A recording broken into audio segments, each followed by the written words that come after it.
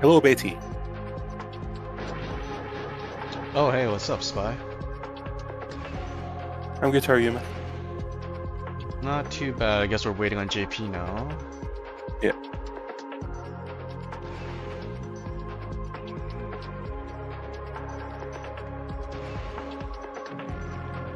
What time is it over there for you? It's 9:15. Okay, so it's not too late. Nah, Nice. yeah, it's good. Was there anything that you wanted me to prepare? Oh, no, just your opinions. Yeah. No I kind of wrote preparations. down like rankings of where I thought people were, and it was like pretty Okay. painful. Like I changed my mind a lot. Like Yeah, it's difficult. I mean, it's Yeah, hard it's to rough. really rank.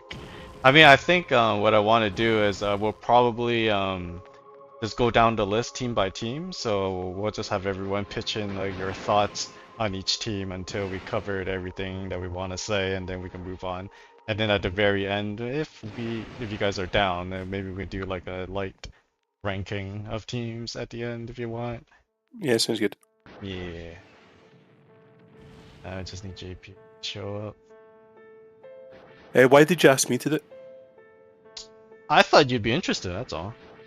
Yeah, I really enjoyed in the season that I didn't play doing the commentary with Care on Grunt's channel. Oh yeah, you did do that. Yeah. Yeah, it's good. I mean, I think Grunt and them they need more volunteers as well for his vids. So it's good that you joined for sure. And it worked well because Care is just such a hater. He's just so negative about everybody. But I was always like pretty positive and saw the good in a lot of people. Yeah, I mean, it's a good contrast. You need it. Care's pretty funny at times too, to be honest. Yeah, and then Grunt just saying some drunken ramblings. Yeah, Grunt will be Grunt. Pretty much.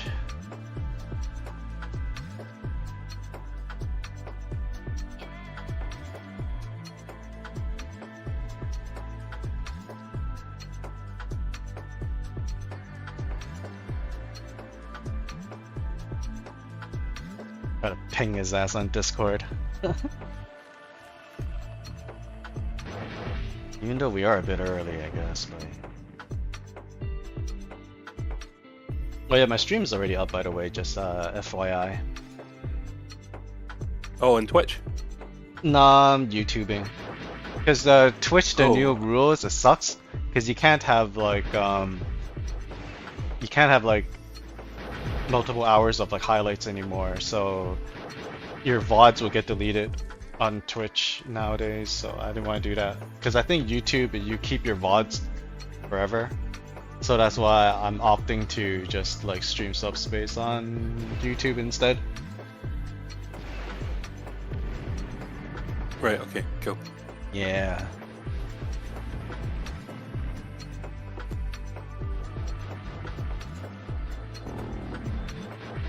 I am subscribed to you.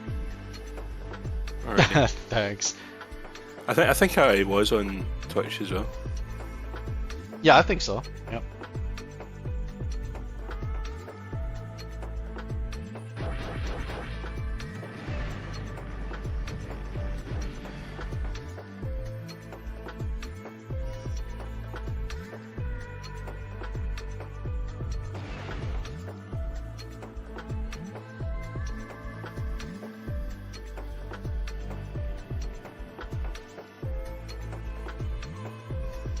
You know, it's funny. I always wanted JP to do the commentary because the way he talks about the game sometimes, and he thinks it's normal and stuff that everybody should know when he knows like the exact values of all the ship settings and like how much exact damage a bomb or a bullet should do and all that, like off the top of his head. Oh, okay, okay. I see. And that's kind of shit I do not give a shit about. Yeah, I don't know. For the most part, it's more about feeling than anything. Like I don't think about numbers. I just like know if I can take this vibes. bomb or not. Like I can just tell.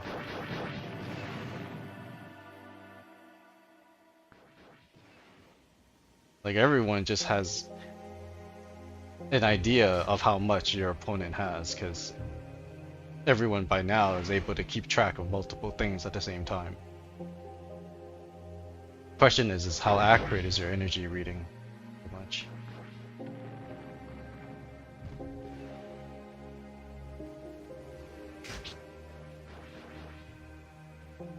So how do you feel about this SBT thing? It's honestly making me pretty miserable. Miserable? Why is that? I don't know, like I'm really not feeling Subspace at the moment, and I feel like it's one of the factors.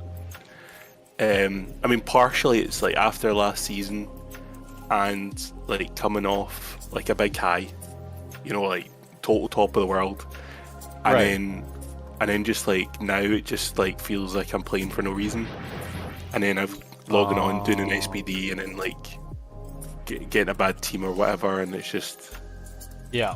it's just really demotivating, and I'm just like, I think I've logged in like 20 minutes in the past 3 weeks, so You're not excited about this season at all? Wait, whose team are you No. on? I mean, I'm on the team with Uku and IVF and Loveless. Oh, wait, that's a strong ass team. Yeah, like I'm surprised it's- you're not excited. Or are you just burnt out from last season? Yeah, I mean, maybe Okay. like on paper it would be my second choice team to join. Uh-huh. Like I love playing with Uku and IVF. Like if I prac, like they're my boys that I want to prac with. Yep. I just love the way they play. So from that perspective, and like I credited them for the improvements I had made as a player last season as well. So it's not about my team, and like I've had like beef of my own creation really with like Loveless and Abo, Alex, Kepi, but you know, like nobody in the team's been like unwelcoming to me. Everybody's been pretty sound, and Yeah. but I like apologised, and I was like, you know, there's me, Ollie the person, and then there's like Spy the character who's like really obnoxious and arrogant and stuff. And I see. I'm like, I'm really sorry for that, and like tried to move on from it. And you know, they were all sound about it. So it's not about the team. It's really not. It's like, it's just I'm feeling really demotivated after like just everything like mattering so much, Uh-huh. and like it just felt like every prac I was like, this, I need to do this prac, I need to get a rocket kill so that like Monk will be proud of me, and then like I'll get started in the final, or you know what, like yeah, yeah. it felt like it mattered, and now I'm just like logging on, and it's just like I'm just like shooting a few bombs, and I'm like, I see what you mean. Yeah, Yeah. you got nothing to prove anymore. Well, I mean, I've got a lot to I've got a lot to prove, but You're champion. What do you mean? You're top of the world, like you just said. I mean, it did feel like that for a while. Yeah, Um, yeah. Congrats on that for real. And then getting the praise for being most improved and like what crazy highs, like things that I've wanted in the game for years and years, but and now I just kind of I feel a bit like I'm starting again, despite the fact like I've got a good team and everything, and then SBT, and I don't know. I'm just like I'm not feeling it. But like doing this, like thanks for letting me do this. This is like fun. I get to talk about the game and Yeah, I think this is like way more fun than like we can criticize people all we want, and then they can't talk back to us because yeah. because they're And I not can in cause voice. some drama maybe. You can. I'm thinking about what I can say to like upset people and cause Oh, drama. you totally should. Yeah, we can talk shit about so many squads, and then the season just started. Oh my god, this is like the best time.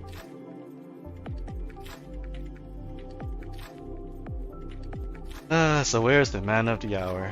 I mean, we're doing this for that guy, and that guy is not here. Well, you know what?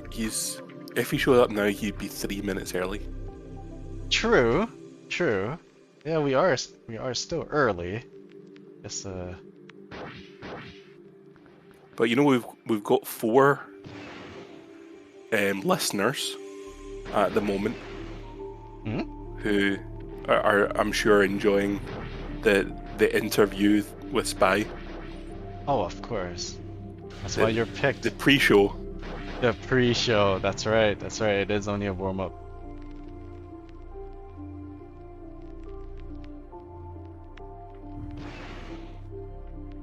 You should log in and at least like watch these interesting SBD packs. Just one thing I like about SBD packs is I feel like a lot of like the rest of the community they get to prac a lot more. Like the mid-tier people. I think it's pretty good in that regard. I just wish that they would have a different setting that would prioritize the high E-rate players more. Like just have a bracket system. I think it should have like a top echelon and like the lower echelon, and then SBT would be really, really, really good in my opinion. Yeah, well, it's just like it kind of feels bad when you've kind of worked your way to be like just in the tier that like people will happily play with you. Most people, and then so you're just getting practice all the time and getting to practice with the people you want to practice, and then it's gone random. Well, I think if SBT had some sort of like a ladder climbing system in terms of like E-rate, I think that'd be pretty fun because so people can actually set goals to improve their E-rate so that they can reach the next bracket to play with better people. That would be cool if they can pull something like that off. Do you not think there's like an element of like people that you enjoy playing with as well, that you like vibe with and enjoy playing with? Yeah, whoever's good, easy. Like the top Nah. players. No, man, like the top players, like you play with the tier 1 players, you get the feeling that they make the practice so much easier for you because they know what to do. They know what to do and they do everything right. All their decision makings and stuff like that, their play styles, whether it be like aggressive or whatnot, it just makes your life easier. You play with people like that, right? But there's certain players though, like that I just love playing with, that I would pick over a lot of players, and people would think I was crazy. I think, and I just seem to do really well with them and vibe with them really well. Like first 2 that come to mind, it'd be like really controversial is 2 and Curie. I swear that I have a ridiculous win rate with the two of them. With two? Yeah. And everybody's like, two so defensive, I'm not playing with two. And I'm like, don't know, like, me and two, we just like Click. get it together. I don't know. I mean, I can see that there's gonna be people that you just like have a really good natural chemistry with, yeah. Maybe like if you've got like defensive players that just like play together, like I could make like this ultimate team with like me, two, Adept, and Catster. Oh, okay, that's interesting. You know, like And four we're all like-minded super pilots is good. Four defensive pilots can be pretty fun, to be honest. Hey JP. Yeah. Hey, what's happening, boys? Can you hear me? Oh, Yes, hello. Yes, we can hear you. Nice. Coming in a bit strong. Let me see if I can turn it down a little bit. Oh no, it's No, me. you're good, I you're have good. you on 200% actually. Oh, For some maybe it was reason. my old mic. Yeah. It's all good. Alright, boys. So yeah, just gonna give you a little rundown of what I intended to do. I guess we can just go through the list via the the roster site. I guess we'll just take turns or whatever you feel like, any opinions on like this specific squad. We'll just like take turns talking about them. Once we're like kind of through with what you want to say, I guess we can move on to a different squad. So we'll just knock them down one by one. And at the very end, if you guys are down for it, maybe we could do like a little rankings from top to bottom for this season. Yeah, Sound for good? sure. Also, is there like a squad rankings on the site, or is it all just predictions? There is a squad ranking on the site, yes. Hmm.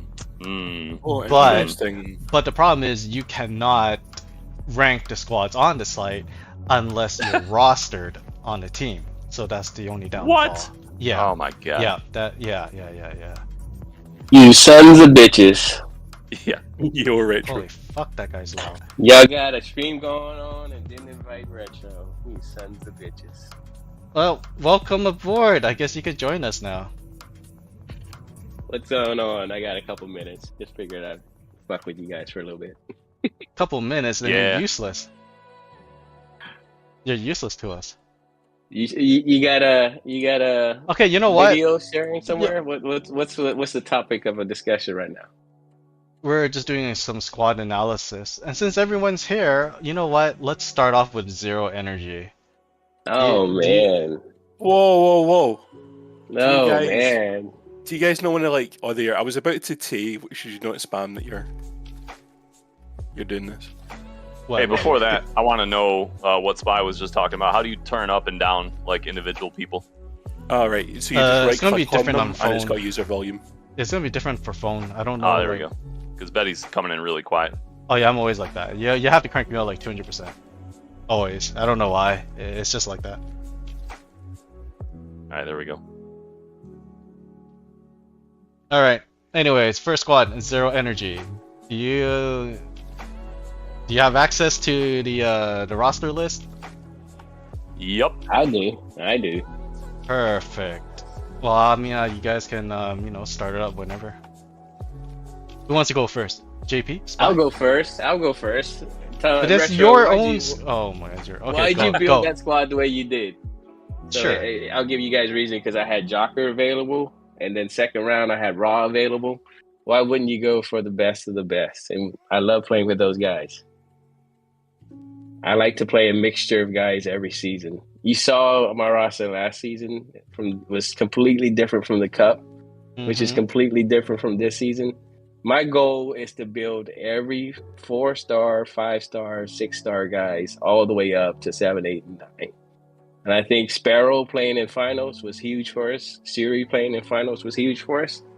And I think from a community perspective, being able to do that and get everybody up there to where we're at a competitive level. Okay. What about like this season's your Let's play choices with for everybody. picks? I'd never played with Benji before, so I was like, you know what, Benji, do you want to co-cap with me? He said yes. And then when they decided that co-caps wasn't a thing, I said, well, Benji will be my first pick, and it'll be the same as the co-cap. So that Okay, was the nice. reasoning. So there you go. All right, I'll let you guys analysis, but that was the reason. A lot of people have questioned me, why didn't you take Jocker? Why didn't you take Raw? Why'd you give those guys their tier ones to everybody else? And give you a little bit of background on my craziness. All right, I respect that. Yeah. Cool. It's nice. I'll go next. Sure. Go So ahead. I'm looking at the thing that's in Discord. I assume is the draft order, right? So that means when Retro went, he picked Benji, and Yeah. Worldstar was already taken, right? So I was first pick. Worldstar was not taken. So I had my allocation of any of the guys outside of Monk gone to Saiyan from the Dynasty. Oh, so this drawing's not in the right order then. Well, that sucks. I was hoping to get a better look at We why people were do drafting. have that There is a somewhere, link though, for don't we? that. There is I'll a give link. I'm just you- looking at the I'll one give you that's the in main- Discord. Here, I'll give you the main draft sheet they can pull up. Oh, perfect. I'll send you the link to it, and you can see the exact order from everybody.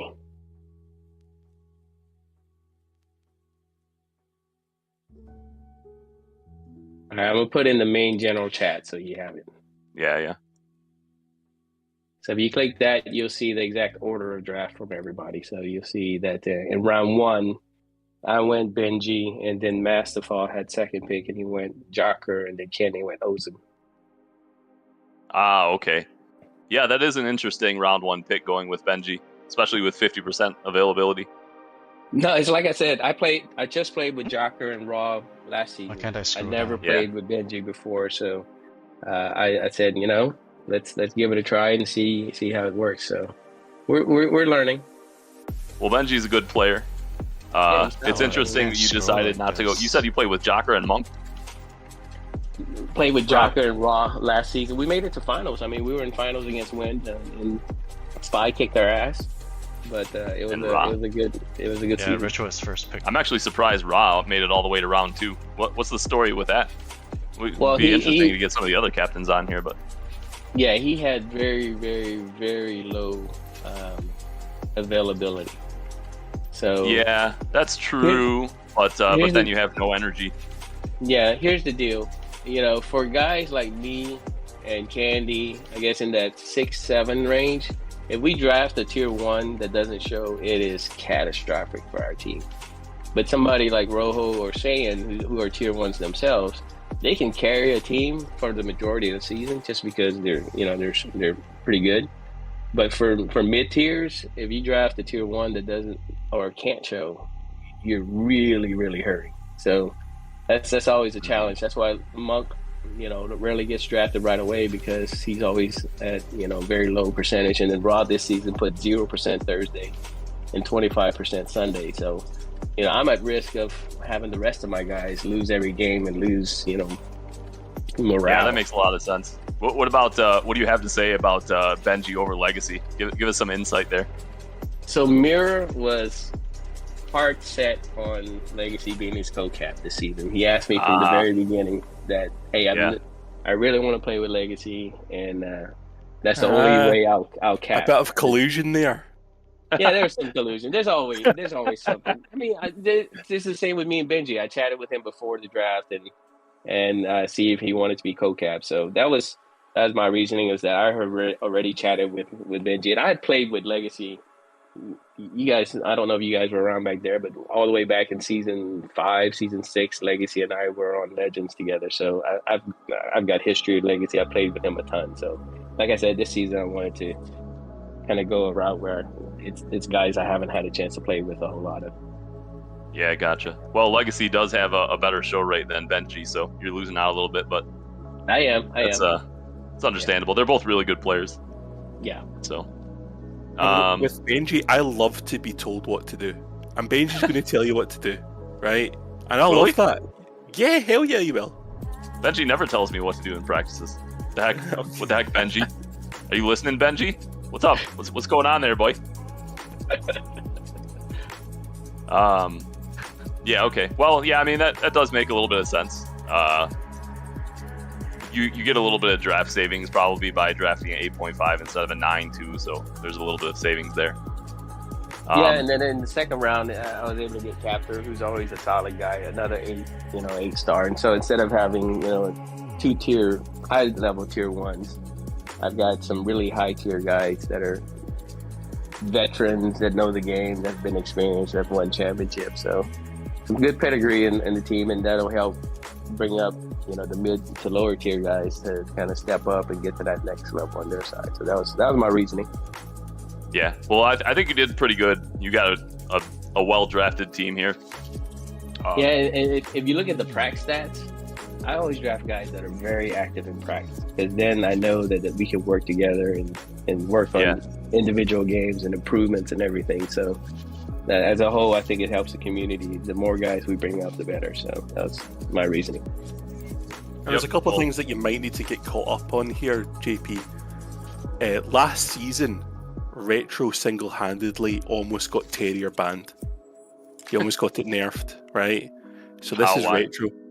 Just because he was just doing absolutely obscene damage.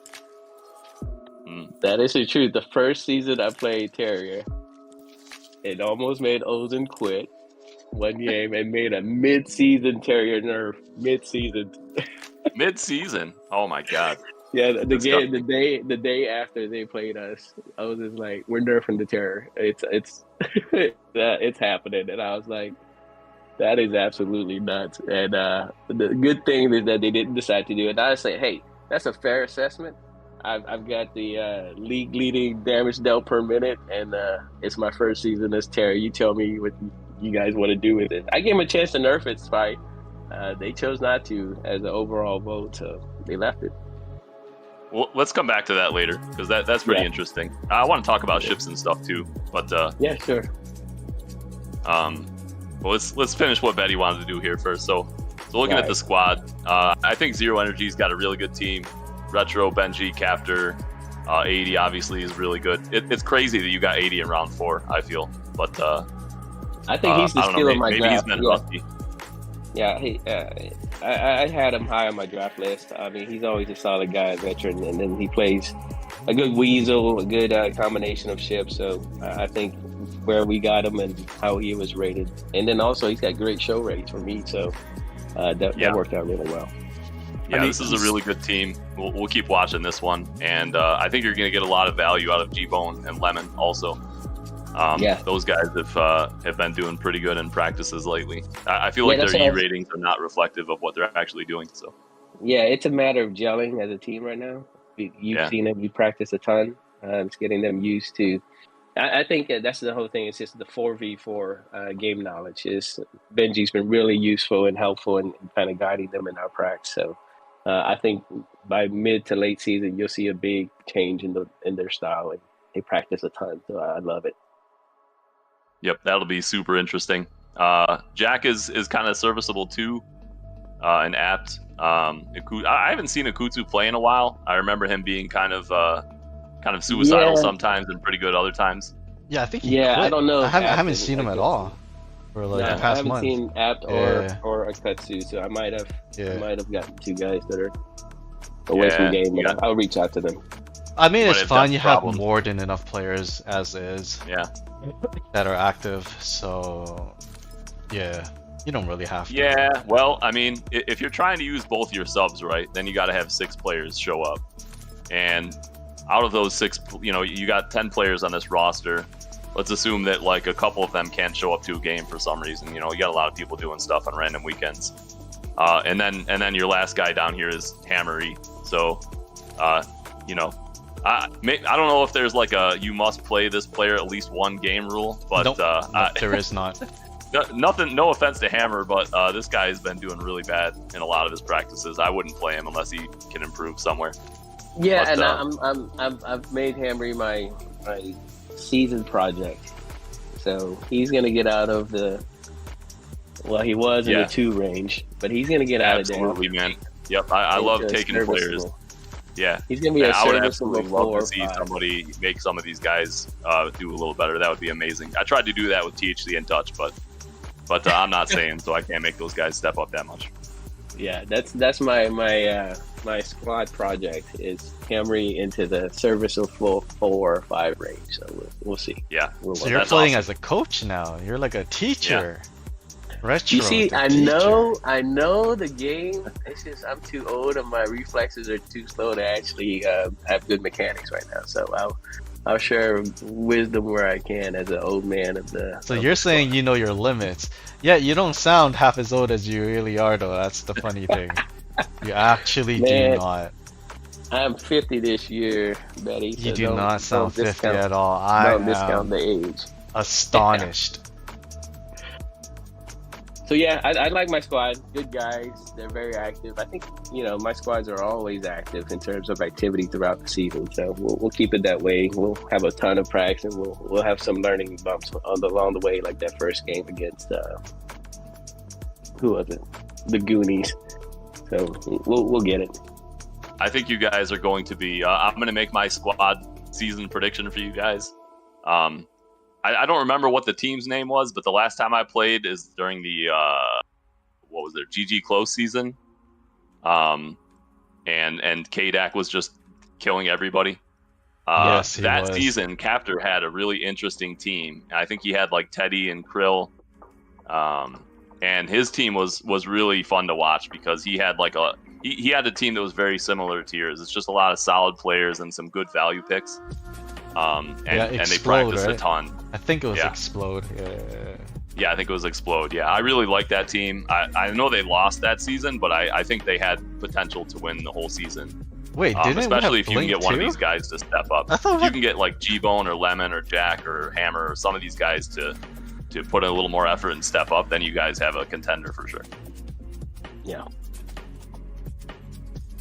So that's my analysis for Zero Energy. What about Spy? Go ahead, Spy. You're up, Spy. Oh, thank you. So I think it's interesting that you said there was a bit of a depth problem here, because in my notes about Zero Energy, I feel like they've got a lot of depth, but you did really kind of touch on that a bit. I think I rate Jack a lot higher than you. I actually think the guy is a good player. He's got a lot of potential, and I don't think he's had a lot of opportunity to show it with the teams that he's been on.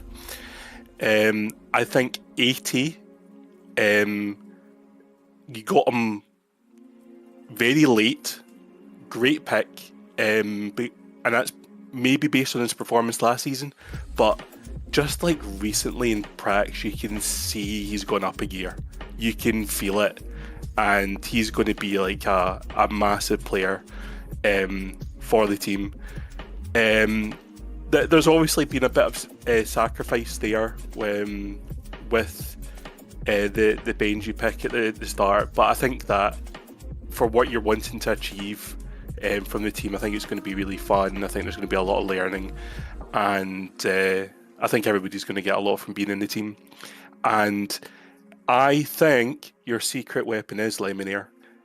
Lemonade is an absolute talent in Hockey Zone. Like, he's an unbelievable player, and there's ever so often you see him play a prac where he takes everyone apart, and it just comes out of absolutely nowhere, and it's not consistent, but there's some days that he's absolutely unplayable, and if he can get that consistency with that, he's going to be your star. And with draft, it's always the lower, like one of the lower tier players that steps up to really make a team shine. So he's my sleeper pick for Zero Energy. No, that's a fair assessment. I thought the same thing when I picked him. I was like, I've played some practice with him where he's just absolutely dominant in this Weasel, and then I played some practice with him where he's just kind of over pursues, over aggressive, and loses lives with items. So I think it's balancing, like you said, that raw, pure offensive power that he can put out in his Weasel with what we're doing the rest of the team. So no, that's a good assessment. And I know he was on a lot of other teams' radar as well, but was not picked because he's a Weasel and they had Weasels. So I think you got away with one there. I mean, he could play a Levy too. I mean, he was known for his Levy back in the day.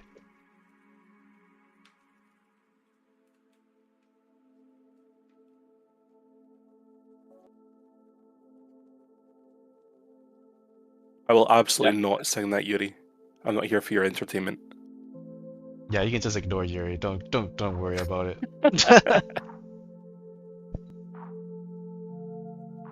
But yeah, that's my analysis of Zero Energy. Okay, well, I guess moving on down the list, there'll be Alpha. Team Alpha, headed by Rojo.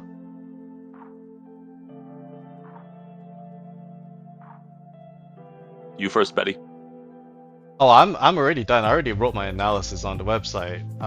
Today it's all you on, have to give us the recap then. I ain't got no recap. It's a damn strong team. I think everyone Rojo recruited onto his roster, or they have one thing in common, and it's just high game IQ. That's pretty much it. Everyone's a smart player. Because Tuna has been like, a top echelon player for the longest time. Adept has continuously proven that he's a smart player. Ra, he's been dominating ever since, draft season 1. And Rojo is a tier 1 everyone knows. Fong's also an assassin back in the day, so they definitely know what's up. Everyone just has a high 4v4 IQ, I feel. Something about Rojo is that last season, he had a core set of guys that showed up to every single game. I mean, that just happened. That's weird. Yeah, I didn't expect that as well. That was amazing. I was like, holy crap, these guys have played together every single game. There might have been one game where one guy was missing the core guys, and I was like, you get that kind of cohesion. It made total sense that you guys ended up ranked number 1. But I think that's the biggest challenge this season with this team. You see, Tuna is not going to make Thursday games. Ron's not going to make Thursday games. You guys had all of your guys for every Thursday game almost. And then, Adept will be there because I think he was one of the core guys last season, so I can see him there. A big plus is Fong. Fong was rated pretty low because he was coming back in. Yep. But he's solid. I played with him in practice. He's just getting his mechanics back. His game knowledge is still there. Yeah, I think agree. He's going to be a big plus for Rojo. And, the rest of the guys, if anybody can do it, Rojo can. So I think his core with Rojo and Ra is just a wrecking ball. And you've got Tuna who's played very well lately. I know a couple seasons he wasn't too active, and it was kind of variable in what came back. He delivered. Yeah, if you check Tuna Head's prac stats right now, he's on par with his all-time stats. That means his rust is gone. Yeah, that's what I was saying. This season, it looked like in the practices that I saw him in, he's kicking it. So if he can get Tuna up there and then Ra showing up, then all he needs is a force that can carry ante for them and stay alive, and those top 3 will get the kills. I think they've got a strong, formidable team that's gonna make some headwaves. The only thing there is show rate, and I think that was the biggest concern for a lot of the captains, the mid-tier captains. Not picking Ra first round. I mean, regular season don't matter much. Because all teams make it, right? All teams make it, but the first 3 get to choose their opponents and to get a 1-game advantage.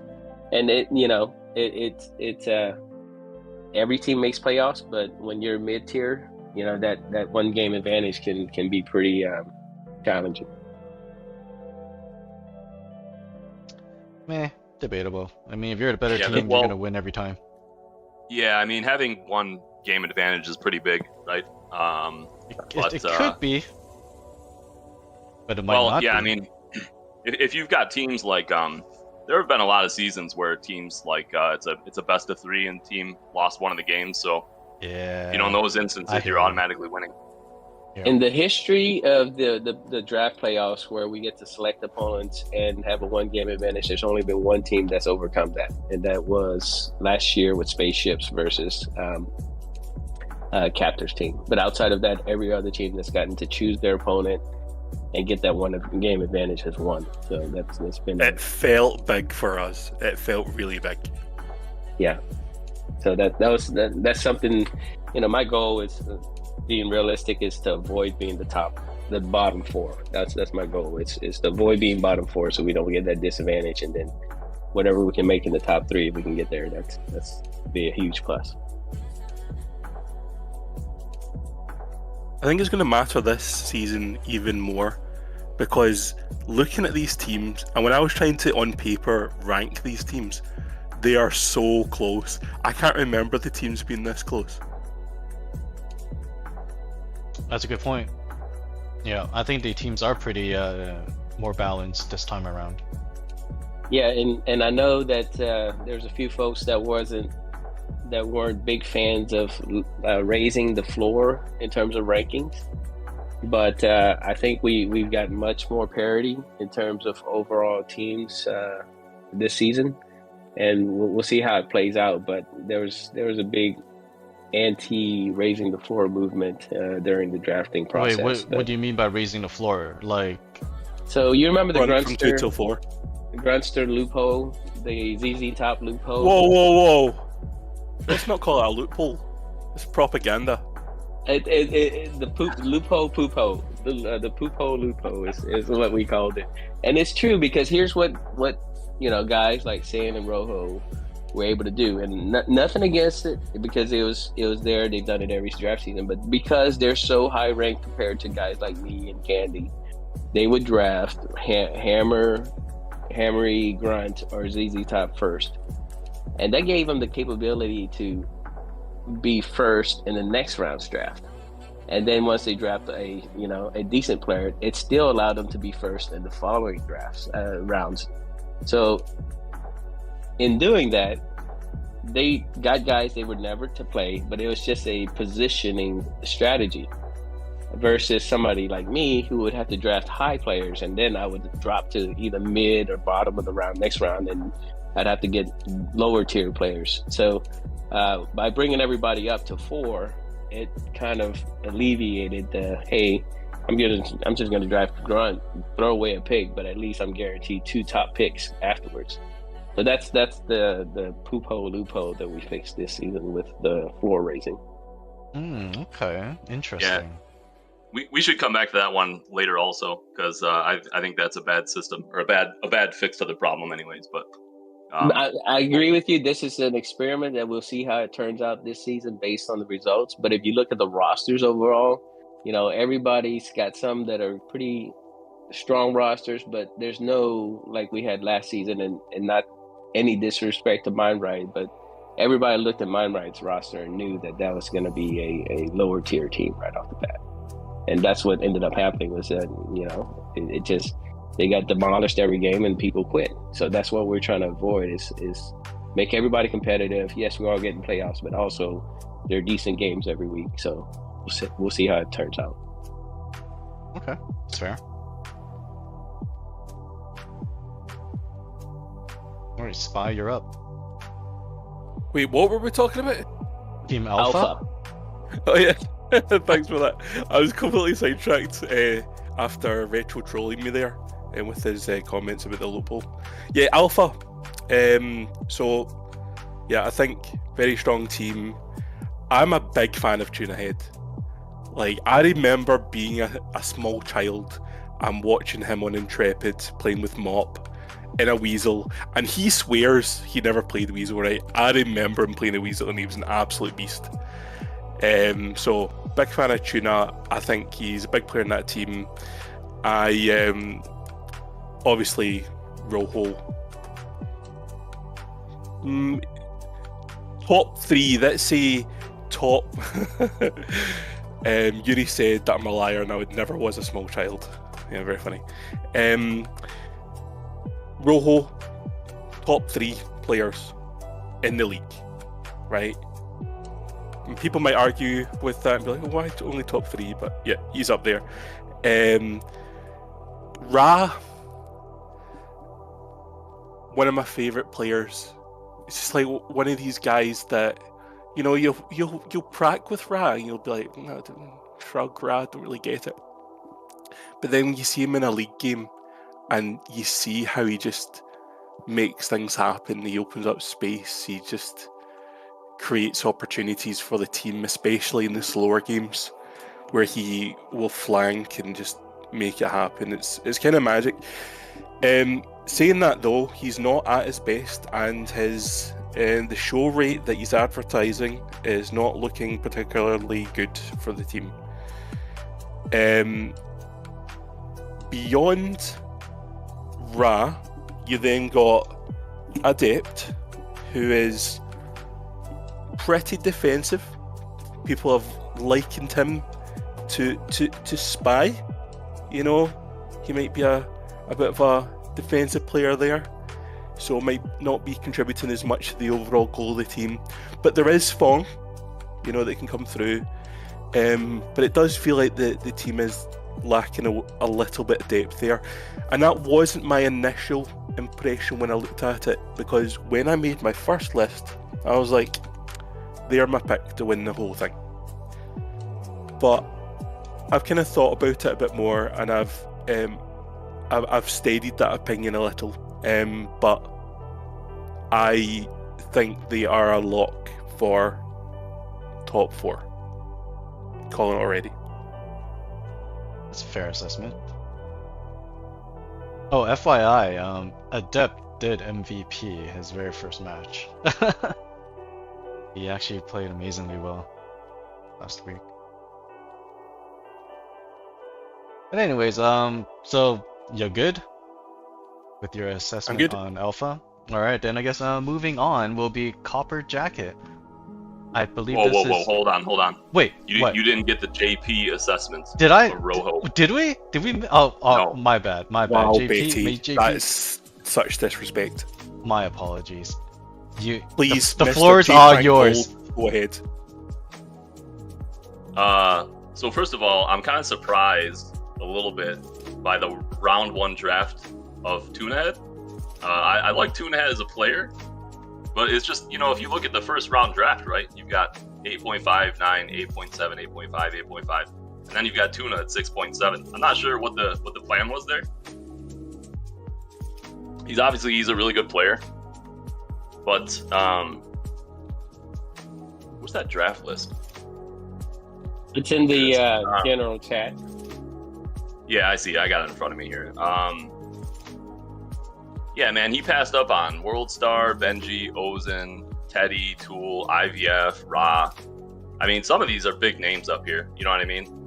Hold Tuna on. was definitely a top player in the day, but he's really rusty today. That's a really weird. So Rojo drafted second to last. So all those guys were already gone. Like Benji, Worldstar, Ozen, Legacy, Loveless, Krill, and them were all gone ahead of Tuna. So that's. Oh yeah, my bad. I'm looking at the top, Yeah. not at the bottom. Yeah, that's the draft order at the bottom there in each round. Okay, so he passed up Monk, Captor. He still passed up Ra, He Teddy, didn't pass IVF. Monk was Dynasty. Yeah, Yeah, Monk was Dynasty. to Saiyan. You guys are still doing the Dynasty? I thought No, that it's was new. I thought that was removed. No, We it did this season. partial Dynasty. He can get to keep one player. What? What the heck is partial Dynasty? Wait, what are we talking Keep about one here? What kind player. of league is this? All right, so the whole deal. I know some of you guys weren't in the Discord, but Ozen, when he was running the commissioner of the league, he made some announcements outside of the council and outside of the captains that they were going to run a dynasty league where you can keep your supposedly team, but that was if we were going to run the auction style format of the league.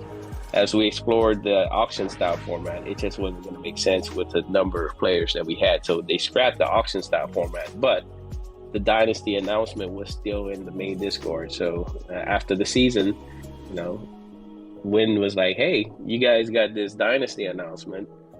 Wait! You're What- missing a key. You're missing a key point of information. All right.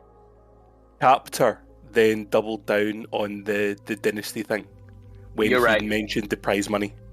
You're right. You're absolutely right. Captor was following up with Ozen and made an announcement in there that nobody knew about. And again, I wasn't part of leadership. I didn't run anything. I was just a squad captain, so I didn't have visibility into any of it yet.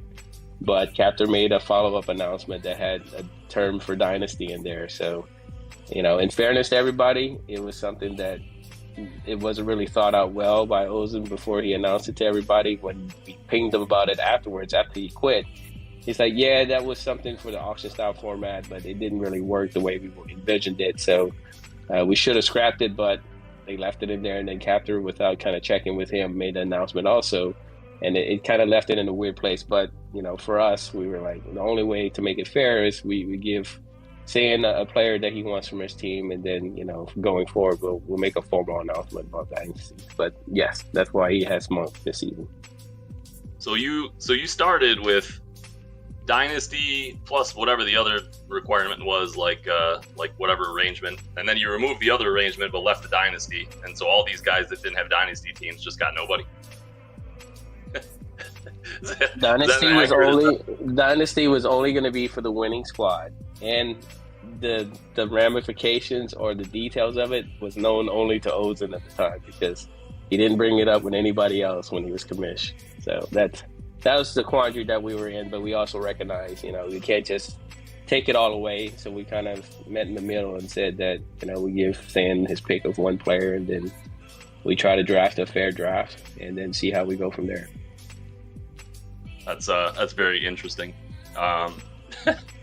I'm just gonna call this league the Busted League. We're not referring to this as Draft League anymore. This is Broken League. Broken League Season 1. Okay, so we got Saiyan getting Monk for free. That's a really good team, but we still got Tuna or Rojo passing on Captor. Not for free, by the way. He still needs to pay for it. I mean, yeah, he gets the cost, of course, but he may He have just gone gets guaranteed earlier. the pick. Yeah, he probably would have. Monk probably would have gone earlier in this round. I don't know, but it's okay. I mean, these guys are all good players. I mean, nothing against Tuna either. Tuna's also. I remember the BIA days back in the day. Yep. When Tuna was a tier 1 player, so I know he can do that if he wants to. But I don't think he's been. I think he's just kind of been playing lazy ball lately. So this round 1 2.5 pick kind of eyebrow raising to me. Like, what was the plan here? But regardless, looking at his team, Rojo, Tuna, Ra, all really good. The Fong pick is really interesting. I don't know how much he's been playing, but he was obviously an Assassins player back in the day, so very good potential there as well. Yep. But his team kind of falls off after that. Adept, I don't know if I agree with the claim that Adept is a passive player. He seems like he's trying to attack sometimes. He does. He's not going to be like Saiyan or Monk or somebody, but I think he's trying to go forward. Mhm. He just, he's just not. He's not a tier 1 player, so he can't generate all that by himself. But yeah, regardless, this is what he has. Avalon is pretty decent, especially.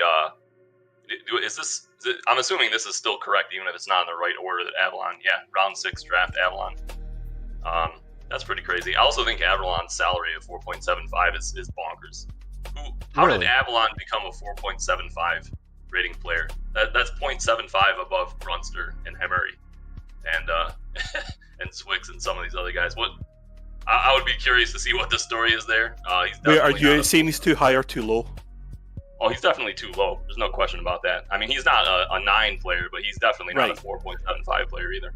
So what they did was they moved all the 2s and below up to a base of 4. So anyone that was lower than 4 is 4, but then they didn't adjust anyone else.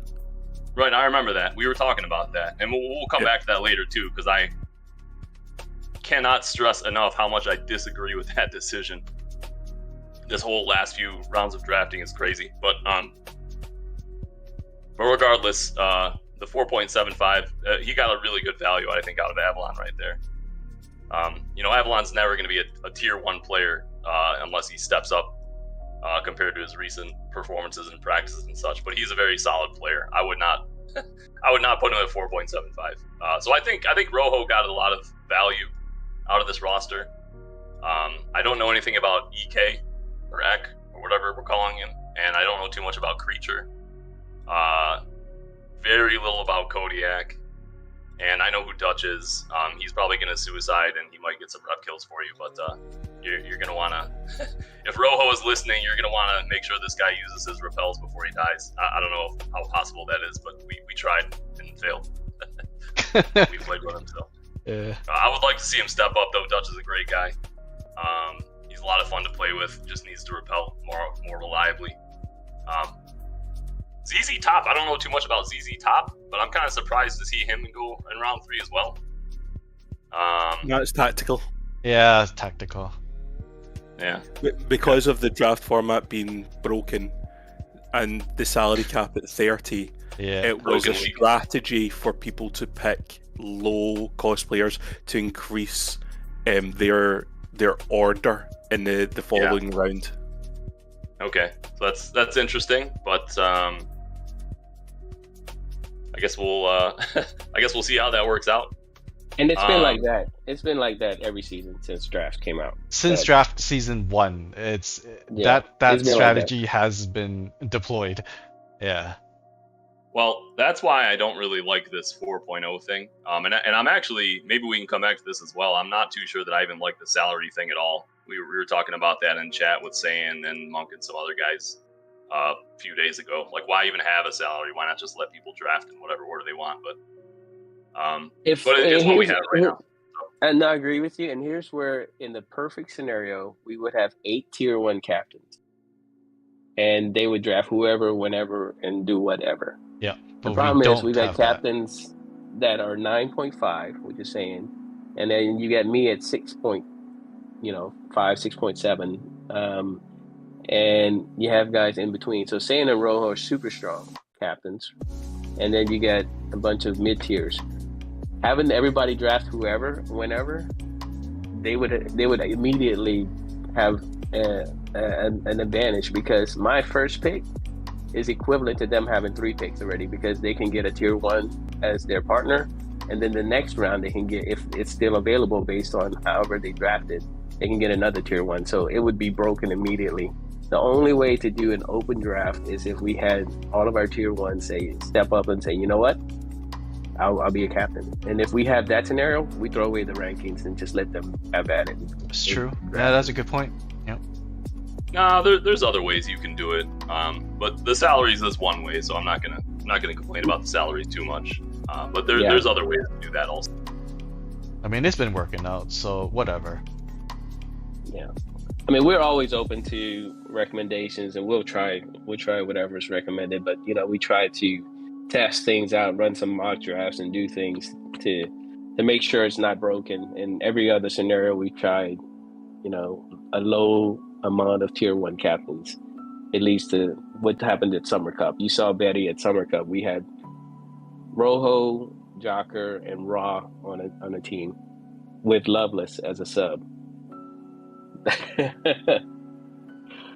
Was it any doubt that they were going to win that draft? I mean, you can kind of do that. Some of these teams look like that already. I mean, saying Monk and Homie kind of sounds very similar to that team. So I mean, a lot of teams only have like top 3, a really strong 3, but the 4th is usually a little bit shaky. I think there's a couple of teams that are 4 strong. Yeah. So okay. All right. So I guess are you done with your analysis of Alpha, JP? Maybe. I'm gonna see if I can try to do a prediction here. Looking at all of these teams, I'm gonna try to say that I'm gonna put Rojo in in the 3 to 7 area.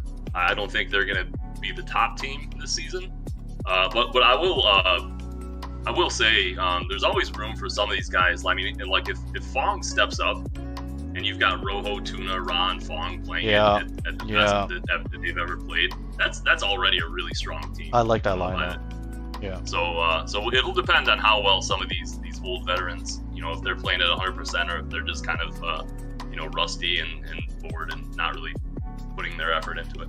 So we'll see how that goes. But that's my rating 3 to 7. I think is where they'll be. I think they'll be in the middle somewhere. Sounds good. All right, then. And just to add something there, Betty, about Avalon. For that team, they can deploy Avalon out as a starter in a spider, and he likes to just play the spider, and he can play safe. And then when he uses his reps, they can change gear and that. But that can be super irritating to play against, especially the longer it goes on, and it forces you to have to target Avalon, and that creates space for the rest of the team. So, Avalon there as a sub is a pretty good one.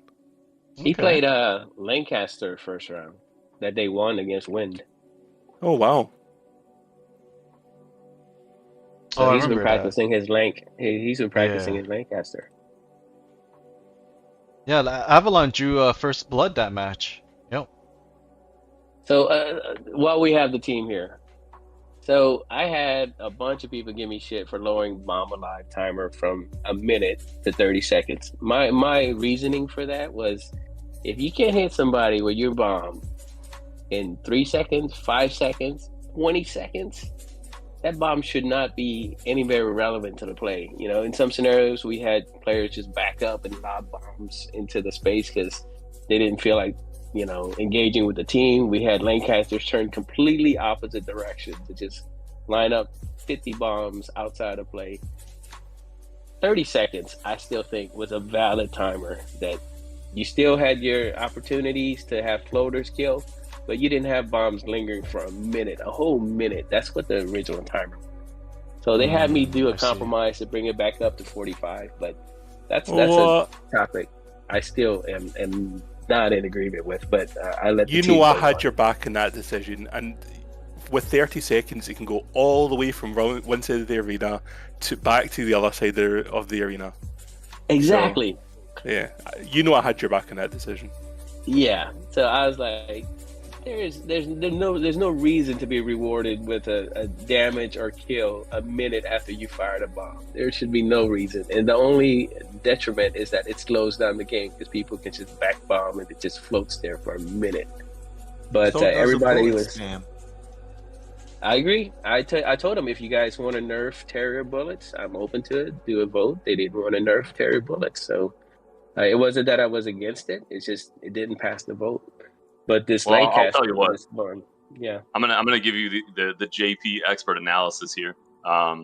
So number one, having been killed in a match recently by the bunny rabbit Carabanog from a spear that was absolutely not aimed at fuck all at all whatsoever. It's super annoying when you get killed by some stuff that wasn't even aimed at you, right? I understand, and we want to make it a more of a skill-based league, and I agree with that too. But my beef with that is that there's so many other ways that you can make the league a skill-based league. You can remove items. Some people were talking about that recently. You can make it warbird only. There's a lot of stuff like that would just focus entirely on the skill of the league. But that's not what we have right now. We have items. We have terriers. We have Levi's and spiders. I mean, spiders is another ship. I don't think there's any. I think it's just an annoyance more than anything else. It doesn't really take any extra skill to hit your stealth and cloak every few seconds, but this is what we have, and if you're gonna have all this other stuff in there, it's annoying to get killed by a bomb that wasn't aimed at you, but that's what the Lancaster does. That's the whole point of this ship. And so if we're gonna have slop league, then just embrace the slop league and let the Lancaster do what it does. I mean, the biggest reason why I think it should stay in the league more than anything else is because I think there's a lot of potential for team play specifically. Just going into a corner and just having 4 Lancasters firing bombs. People are probably going to complain about it, but that's the ship that you have in your league. Even at 30 seconds, it's not really going to change anything about that. But people are already not using the ship very often. Certainly not in like playoff level games. So I see no reason or justification to nerf a ship that people are already not using very much. You've got mostly warbirds, weasels. Occasionally you'll have a Levi or a javelin or something like that, but by and large it's all warbird weasel towards the playoff parts of the season. And it's kind of lame, but I don't think I think if you're going to remove lameness from the league, then don't just target the Lancaster. There's a lot of other lame stuff in the league that you could certainly remove. That time of bomb alive thing wasn't a Lancaster target. It was a general bomb lobbing backwards floater target. It wasn't anything to do with Lancaster, but everybody assumed it was Lancaster. It was actually against levies that back bombed, even regular players that just disengaged from the fight and just back bombed into an area and tried to pull you into it. So that wasn't a Lancaster specific change. That was a let's engage change, but it struck a lot of people as a Lancaster target, but that wasn't the purpose of it. So understandable. Yeah. One other thing is that for us to ever get to a no items league, we would destroy subs there would be no reason for subs at that point. That would be a Saiyan, Jocker, Rojo feast. Yeah, well, it doesn't have to be all the items. It can be just repels or something like that. You can keep rockets because there's a lot. I don't think anybody's arguing that rockets are not a skill use item. So yeah, but to play devil's advocate, when would you ever put a mid-tier player in? You're not subbing them in for repels or lives or anything. Why would I ever take out a captor or a Benji to put in a lower tier player when I know that because they've got no items anyway, I'm not going to risk take that risk. Versus right now, if they're empty, I'm going to take that risk because I need to keep the life there. So that's a nice to have. I don't know if we'll ever get there with the population that we have. Well, that goes into my other comment. I was not trying to go into that until later after we've covered all the teams. But But I don't think that having salaries is the right way to solve the problem where you have guys that are just being drafted for low salary and not being played. I think what you should be doing is that if somebody's putting a show percentage on there that I'm going to show to 50% of games, and you drafted Grunster and it says 50%. You have to play him in a certain number of games, right? You should not be able to draft somebody and then just not play them.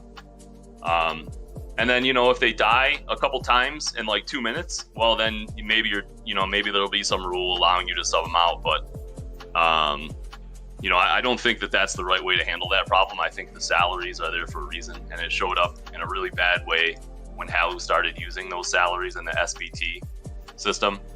And it's also just not a very good system in general, because you shouldn't be, a lot of these guys. I mean, you can see Rojo or somebody doing this early on.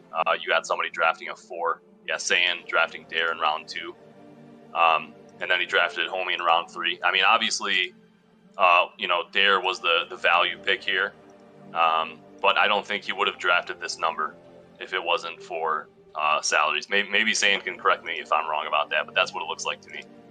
So I think you're right. I think what should have happened is, just fix that system itself with some, if you draft these guys, you have to play them if they're showing up. If they don't show up, that's their fault. But, you should be required to play these guys in X number of games if they're drafted on your team. And you could keep them out of playoffs. I think there's a justification to say, you know what, maybe we have to play these guys in the season, but, when the playoffs are happening and it matters the most, I'm not going to put in Hammery, or I'm not going to put in Dead Presidents or a Grunster or a Zwix or somebody like that in the playoffs. Of course, you don't want to do that, but you should at least get them some play time during the season. And I think, if you want to make it so that people are going to have to play players instead of just drafting them for value, then just make them play the players.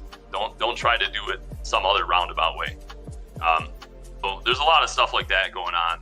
I think you could just remove the repels and then and keep the rockets if you were really worried about it. But overall, I think we're doing too many things. We're trying to solve one problem by adjusting something else that has nothing to do with the problem we're trying to solve. A good way to fix that is we get vets like JP coming back into the league so we can draft them. Yeah, man, I can't. Well, that goes into another comment, which is that I can't play Thursday games. Where did this requirement for Thursday games come from? How did this happen? Give me the background on that. Yes, we're all getting older. For me, for example, I've got kids. Sunday is the activity day. I'm not going to show a ton of Sunday games, so we offered the opportunity for people that could play weeknights, a one game a week that they could play. So. Completely disregarding all the European players that play the game, just saying fuck them. Not disregarding, because that wasn't the intent, but trying to expand our player base, meaning that we get everybody into playoffs.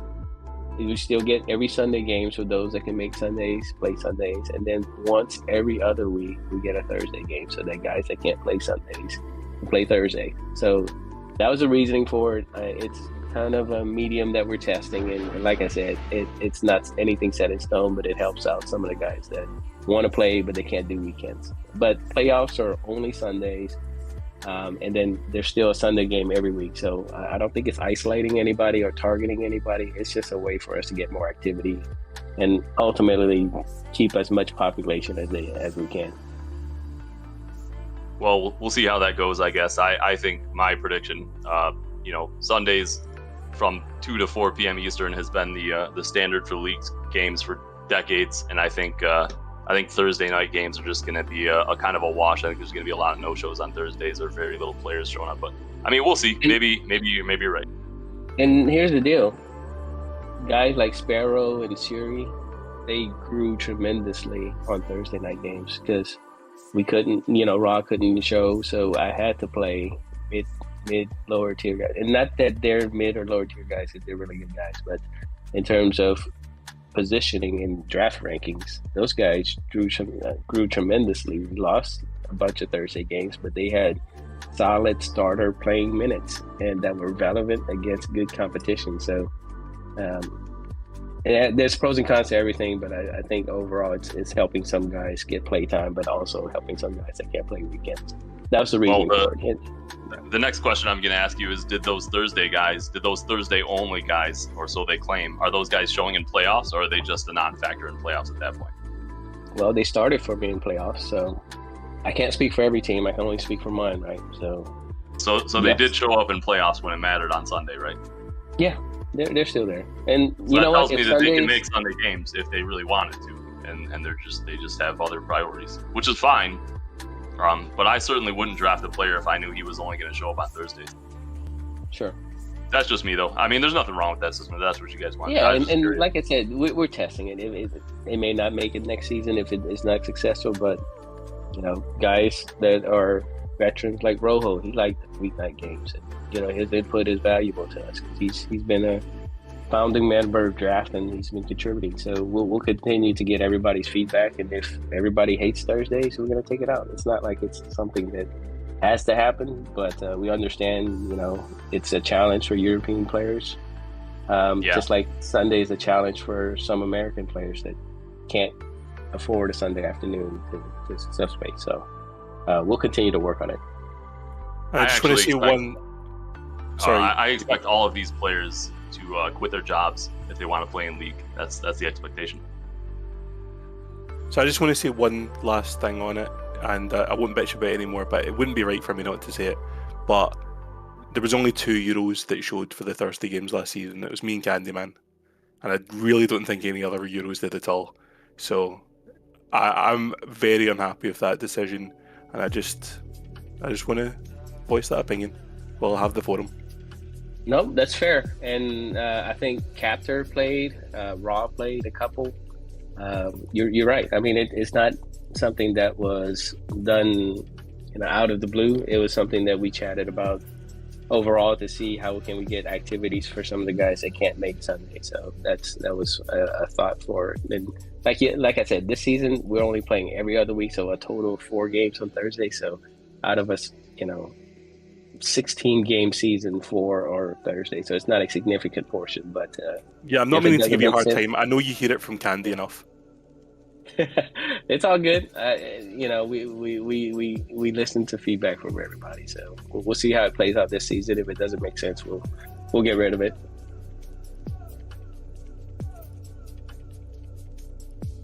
Yeah, well, I don't think it's going to be too bad. I was just kind of curious, like I said. But I don't want to take up too much more time on this stuff. Let's go to some teams here. Is there anybody left? Nope, I think that's it. So I guess next up would be Mirror's team. Copper Jacket?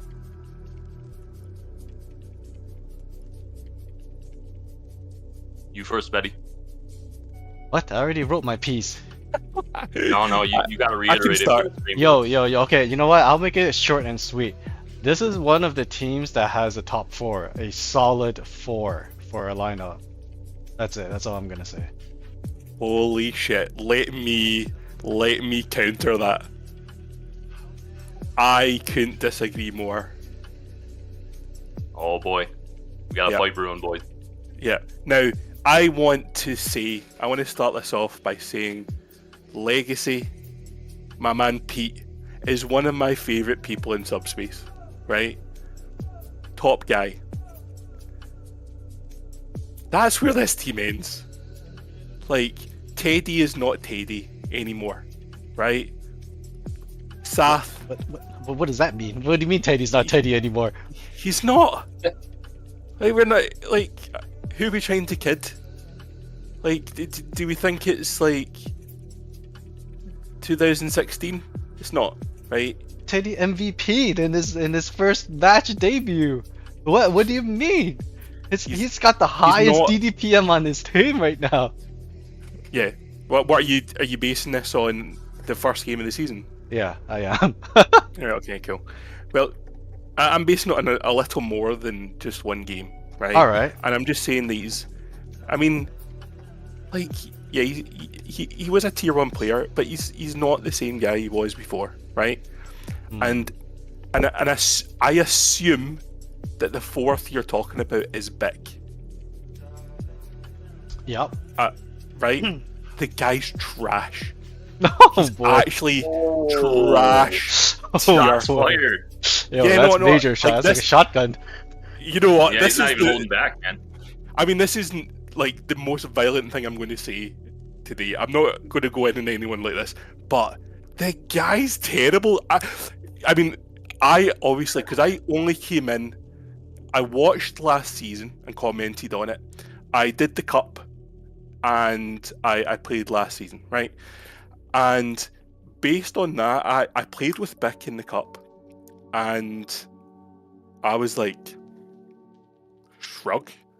And obviously I missed whatever peak he had with me just returning in the past year. But I do not see it. I do not see any value in him. I do not know why he's rated so highly. I just do not get it. So that's my take on that. Sparrow and Curie, I probably rate a lot higher than other people. And that gives them a bit of depth there. But this team's in trouble. This team's in trouble. I think this team is actually pretty strong. But we'll see. We'll see as the season progresses.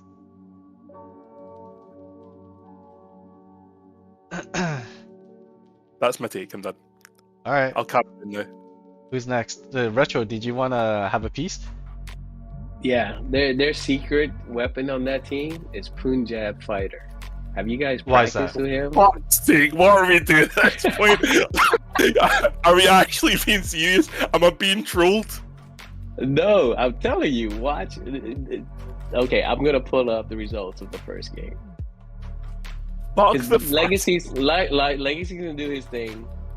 Saf is a solid, support player. I think he was MVP one season, but he also played behind Ozan and some pretty strong guys in front of him. 3 and So- Rosen, I think. Game knowledge, Saf is always going to be there. But you look at Legacy, he's always, front and center making the setups. But you look at that first game, Punjab came in and got some decent kills. Got Jocker, got Street Fighter. He's going to be the difference maker in between, what Legacy and Mirror are able to do. So if he can contribute that he's contributing, I think they're going to be a decent team. So that's why I say he's kind of the deciding factor there. And I know Sparrow's going to be a solid anchor for them. Curie is going to be a solid kind of sub for them. A Bick, you don't know where you're going to get. The guy can get you 5 kills. He can also get you an immediate 3 deaths with no reps. But you know what you know with Bick. But I'm saying if Punjab can get that kind of performance out of him, then they can hang with anybody because Legacy's gonna be the driving force. And like you said, Spy, he's been known to do it. And if he's got the support behind him, then he's ready to do it. So that's why I say Punjab is kind of the key behind it, because that's that fourth slot, which every team has a challenge for that fourth slot right now. If Punjab can be a super sub that comes in, gets a couple kills, gets a couple items, that'll bring Copper to be able to hang with anybody. So that's a fun team. Whenever we saw it being drafted, we were like, yeah. but I saw them in the first game. I've seen them practicing a ton. They should be an interesting squad. Would you start Punjab, or would you rather have him become like a What's clutch going sub? on? That's my hot take. I know it's driving you nuts. It's driving you nuts, but that's my hot take. But would you start him, or would you keep him as a sub? What would you do if you were his captain? All right, if I was his captain, knowing that I had Benji and Captor, I'd probably sub him in for a quick, hey, some of their guys are empty. We've been able to drain their items. He's going to come in with his, I think Terrier is what he's playing now. He's going to rocket a couple peoples, either get another rep or kill, do his job and get out of there. And I put in somebody like Sparrow or Teddy that can finish the game for me with steady anchor. So that's kind of my, hey, here's a Okay, nuke so button he's that your I put in mop-up crew guy, is what you're saying. there. Yeah, he's my nuke button that Okay. can make Gotcha. and break that team. But he's not going to give you 48 minutes of steady play and wearing down items. And no, that's not what I envisioned his role at. And I could be wrong. He could be that player, but I don't see it. But I can see him performing like he did that first game. If you go back to look at the stats and what's happening in that game, they were at 2-2 tie. Punjab comes in, he kills World Star, he kills Street Fighter. It's a 4-2 Copper lead with 10 minutes left to go. I think that's a pretty critical timeline there. And then he gets subbed out for Sparrow. There you go. Oh. That's solid play. Sparrow's known for his survival. Yes, Sparrow's an anchor. That's what you need for game finish is guys that can survive, can hold ante, and back up Legacy and Mirror. So Spy fits that role perfect. But he needed that nuke in between to get a couple kills or items. And that's what he did. I hear you. You know who did that really well for us a couple seasons back? Gunishman. I see that kind of similar role. Gunishman just came in, balls to the wall. Yep. Either he died or they died. There was no stopping it. Yeah. But it worked out really well for us on Titans, and we got the finals there. But that's a pretty important role. I wouldn't overlook it. So that's the only reason I mentioned that. I'm not saying he's a tier 1 that's going to give you 44 minutes of solid play and pressure. And no, that's not what I was saying. I was saying his role is critical for what he's doing. All right. Anything else you'd like to add, Retro? Nope, that's my take on the guys. I think they'll be mid-tier squad in terms of overall finish. They got a good win first round. I don't know if Redemption was put together. Jocker's just coming back from upgraded monitor, new resolution, hadn't had a chance to practice much with the squad. So I think the second round match will give us a better indication of where Copper Jacket's at. I see. All right. Well, thank you for that. I guess next up, yo, JP, man, I didn't forget you this time. Yeah, thanks, man. Yeah, I don't know. This is going to be a really interesting team. Mainly because it's Legacy, right? And the guys around him are not, Jocker or Ozen. It's Mir and Teddy and Bick. Bick will play, I think, pretty well with Legacy. And Teddy, I know is from playing with Teddy, I know Teddy's got a really strong mind for team play.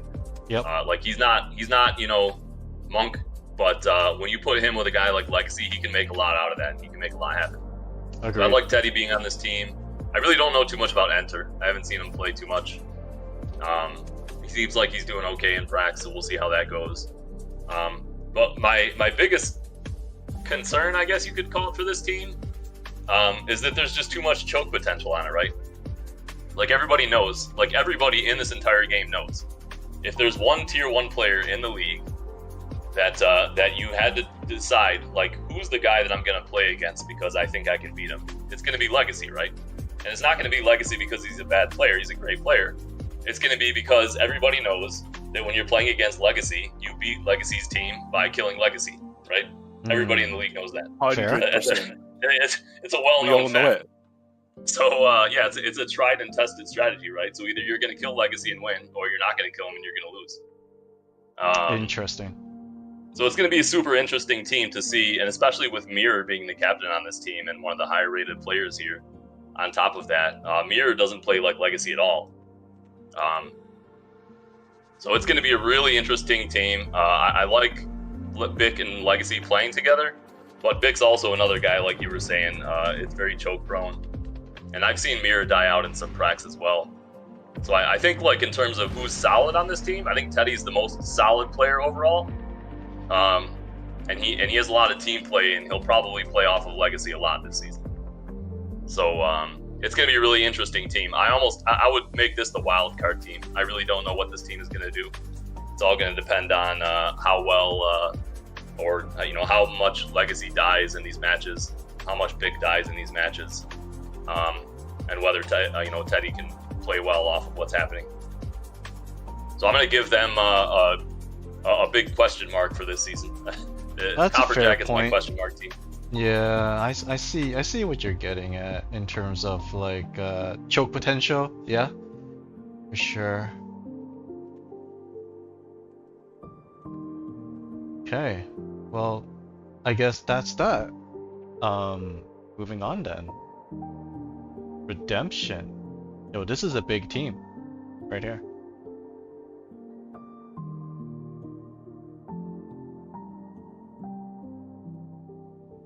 Spy, you want Looks to like we start lost us off? Retro. Yeah, he's doing a prac, but he'll be back afterwards. Well, where's his It's commitment fighting to the over. cause here? Yeah, I I'll kick off. mean, yeah, start us off, please. Right, so Mastafal's team. I mean, it's got Mastafal, which poses some question marks about the team just because of how much of a character he is. But I really rate this lineup, especially with the trade that got made. So he's got Joker. For me, I wish I played like Joker. Joker is who I model myself on. I think he's like one of the best players in the league. He's just awesome. And 7, solid. Like, just 100% solid. You'd take 7 in any 4 all day long and you'd be happy about it, right? So you've got there 3 great players, and they got Digital, the finals MVP. Now, Digital does not give a fuck, right? He is a successful businessman, family man. During the final, I had him on comms. It was actually just me, Digital, and Street. Nobody else wanted to be in comms. And Digital doesn't really speak. The only time he spoke was to shout rip at me. That was the only time he spoke. But I could hear in the background his kids coming to talk to him, and he's like, look, I'm in the middle of a game, and he's like chatting to his kids in the final of Subspace, right? This is Digital, and he MVP'd it, right? Like, this is my man here, right? He is a player, but it's how much is he going to give you, how much is he going to commit to it, right? But I think this is a really, really solid 4. Beyond that, sub-wise, it falls off a bit with Suri. But Suri's done it. Suri's done that role quite a few times. And he can do it, and he's been trusted to do it. And my hot take for this team, the sleeper, is a suicidal dentist who's just come back. I played with him on Night Watch. The guy's a player, and he seems to be pretty into the game right now. He seems to be excited about playing. Don't know how much time he has, but he could be a really good tool for them. I agree. And I think that, this team has a lot of potential and is probably the best team that Masty has ever drafted. Really? Wait, what about his previous team when he had 7th and Krillu Rash. and Masty and I don't know, I forgot who their 4th was. Exactly. But come on, 7th. I mean, 7th was a huge. He's Pick, like a story of a boogeyman. Yeah, he's a very interesting player too. 7th is strong. I mean, he just didn't show up for Masty. I think that might be personal. I don't know. I'm not starting anything. But anyways, yeah. I mean, they also have, Dequidin. Dequidin came back. It's nice to see him back. I mean, he's been gone for like 20 plus years as well. And he's been really active, right, among the community. Is this his first season back? Yes. Yes. I thought he was just back to crypto scammers though. Is he actually playing? He's playing a lot. All right. Okay. Yeah, he's been practicing a lot. No, A no, lot. I'm trolling. Oh my. Do you have history with Dequidin? Oh my goodness. Not at all. I don't. I'm just trolling. Alright, alright. I thought you told me to start drama and beef on Hey, we're doing this. like hush. No, I Sorry. mean, I may, I am not gonna confirm nor deny. Well, we already got a little Anyways. bit of drama with Teddy and Vic, so Teddy and Bick, there's no drama between those two. They love each other. No, Talking about he's Spy. talking about my comments. Ah, yeah. Yeah. Spy called Bick pure trash. That's just the Vic and the Teddy. sum of it all. No, I didn't. I did never call Teddy trash. Right? I just said Teddy You said was Bick. not- You said Bick was Teddy pure was. trash. Yeah, And I you literally said- did say that. I'll stand by that. You said Alright. something about Teddy being bad. That's all I No, remember. he said Teddy's No, not no. the same Teddy as Teddy was back in the day. Yeah. Yeah, Teddy's that's not what he Teddy said. anymore. All right. All right, fair enough. Okay. So was that your piece, Spy? Do you have anything else you'd like to add?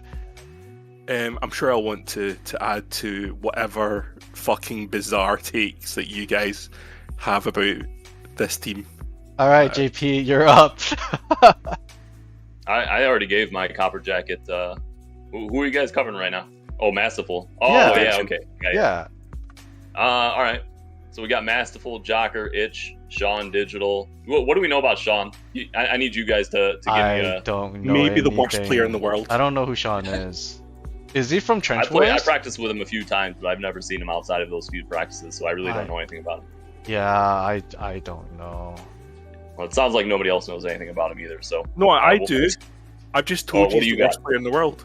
Oh my god. Worst player in the world. All right. Yeah. Well, I feel like there's probably a few players who are worse. So I don't know if that's true, but I got your impression. So we got. By the way, do they really have Digital? Wasn't Digital originally on Candyman's team? He Trade. was, but he got traded. So he got traded in some kind of 2 or 3-way trade or something. Okay. 2 for 2. Yeah, two people from Redemption went over to Goonies and vice versa. Gotcha. All right. So we got Masterful, World Star, Itch, and probably Digital / Dequidin, right? If they step up. Yep. And Surrey. I'm assuming Sean was the value What are pick you here. talking Then. about? What do you And mean? If Ventus. Digital steps up, Digital was the finals MVP. He may have been the Finals MVP, but he also got picked in round 4. Let's not just people have good performances in one game. Like he's always been a solid player, but he's not a tier 1 player. Okay. Um, Okay. But yes, he can definitely sit in there as a very solid 4th player. I'm just putting him in the box with Dequidin because if Dequidin comes back to the way he was 20 years ago, there's a lot of potential there as well. How good was Certainly, Deck? Masterful, World Star, and Okay. Itch are going to be the starting 3, of course. We all know that. So my assessment of this team, I still think that they're going to lose one more game, and then Masterful's team is going to implode. Masterful is going to retire. He's going to squad kick his whole team, and then me and Psycho are going to have to sub in with Jay and some other guys to fill in the slots. Oh, so that's my what you prediction. want. love this take. See, I knew love it. I this knew it. JP wants to play. Yo, someone put him on the team already. Oh my god, free agent Well, yeah, right I, here. I told him at the beginning of the season I couldn't play Thursdays. It's too late, and even on Sundays, it's kind of a stretch at this point. I'm not really super active anymore. I'm just here for pracs, fellas. Okay. Well then, how far do you see this team going by the end of regular season? I see them making it to week 2, maybe week 3, and then everybody quits. That's my official prediction. You think this team is gonna implode? I am predicting an implode. The only reason they're not gonna implode. Let me tell you why they're not gonna implode. We're not even gonna discuss position in the season. We're gonna discuss, is Masterful's team gonna implode or are they not gonna implode? So the pros and cons. Why is Masterful's team gonna implode? Well, that's really simple. We have Masterful and then we have Surrey. It's that simple, right? So that is the why is this team going to implode take. Why are they not going to implode? Because of Jocker, Itch, and Digital are not the type of guys that are going to start a lot of drama and shit in their team. Right. So there's your reason against. I think Masterful actually did a pretty good job of drafting guys that are not just going to immediately quit, or at least I thought that until Digital quit Candyman's team. So I don't know. Maybe there's some drama potential there as well. Yeah. It's going to be really. I'll say Redemption is definitely going to be the most interesting watch this season. I'm not even going to just try to figure out how far they're going to go because it's all going to depend on whether or not people are quitting in the middle of the season. But they've already lost a game, so it's going to be. Yeah, I don't know. We'll see how it goes. If all of these players play the whole season, I'm going to put this team at probably a little bit higher than middle. I would put them around the 3 area. But there's a lot of competition in the middle there. So we'll see. Alright. It's fair. I guess next up would be Goonies. Captained by Candyman. Talking about teams that are going to implode. This one actually has a basis in reality. This is not just a hopeful wish from Mr. Plavelin here. This is Ozen, right, who rages out every season, disappears. And when that happens, this team's done. And if it does stay together, they have a team which does not have a lot of depth at all. Maybe that's impacted by the trade, but for me, they've got Candyman, Ozen, Street Fighter. Now, Street Fighter, incredible player. But does he give a fuck? I don't think he gives a fuck. I basically had to beg him to give a fuck about Wind last season to get him to log on. He's a cool guy. He's not like one of us. He's like living it up, living the high life. You know, he's real lifing it up. He doesn't have time for spaceships. He's too cool. But when he does, he's a player. And he's as good as anyone, in my opinion. But it's like, can you get him around enough to shake off the rust? Beyond that, their fourth pick, are they relying on the return of Jinxie? Is it 2? Is it Riverside? It's slim pickings there. As much as I said to you, Betty, at the start of the stream, I was like, 2's one of my favourite people to prac with, but yep. I don't want to play with them in an elite game, I'm not sure. So, yeah, this team, again, I'm worried about. Though I did talk to Street Fighter about it, and Street Fighter's confident about them getting there, but we'll see. I mean, Street and Ozen is a pretty good duo. Like, I can see those two do a lot of damage.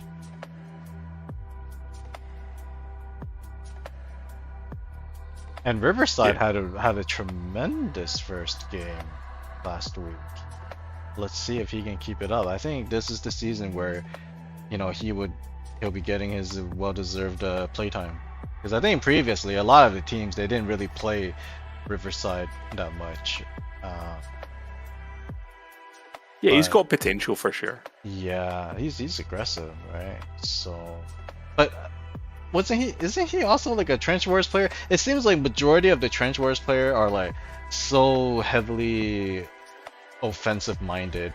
Like Gunishman, you know, Turban, and like I guess, you know, Thizzin, because Riverside is Thizzin, right? I mean, they just, yeah. Yeah, well, in Trench Wars, it's kill or be killed, right? You need to kill the person before they kill you. But I'm So surprised how aggressive they are when they just started transitioning to like 4v4 SBS. They're not like passive at all. It's weird. Well, if you're passive in Trench Wars, then you just die. So it doesn't really. Is that surprise me. really the case? Like, Yeah, absolutely. you can't. Yeah, it's with one bullet, right?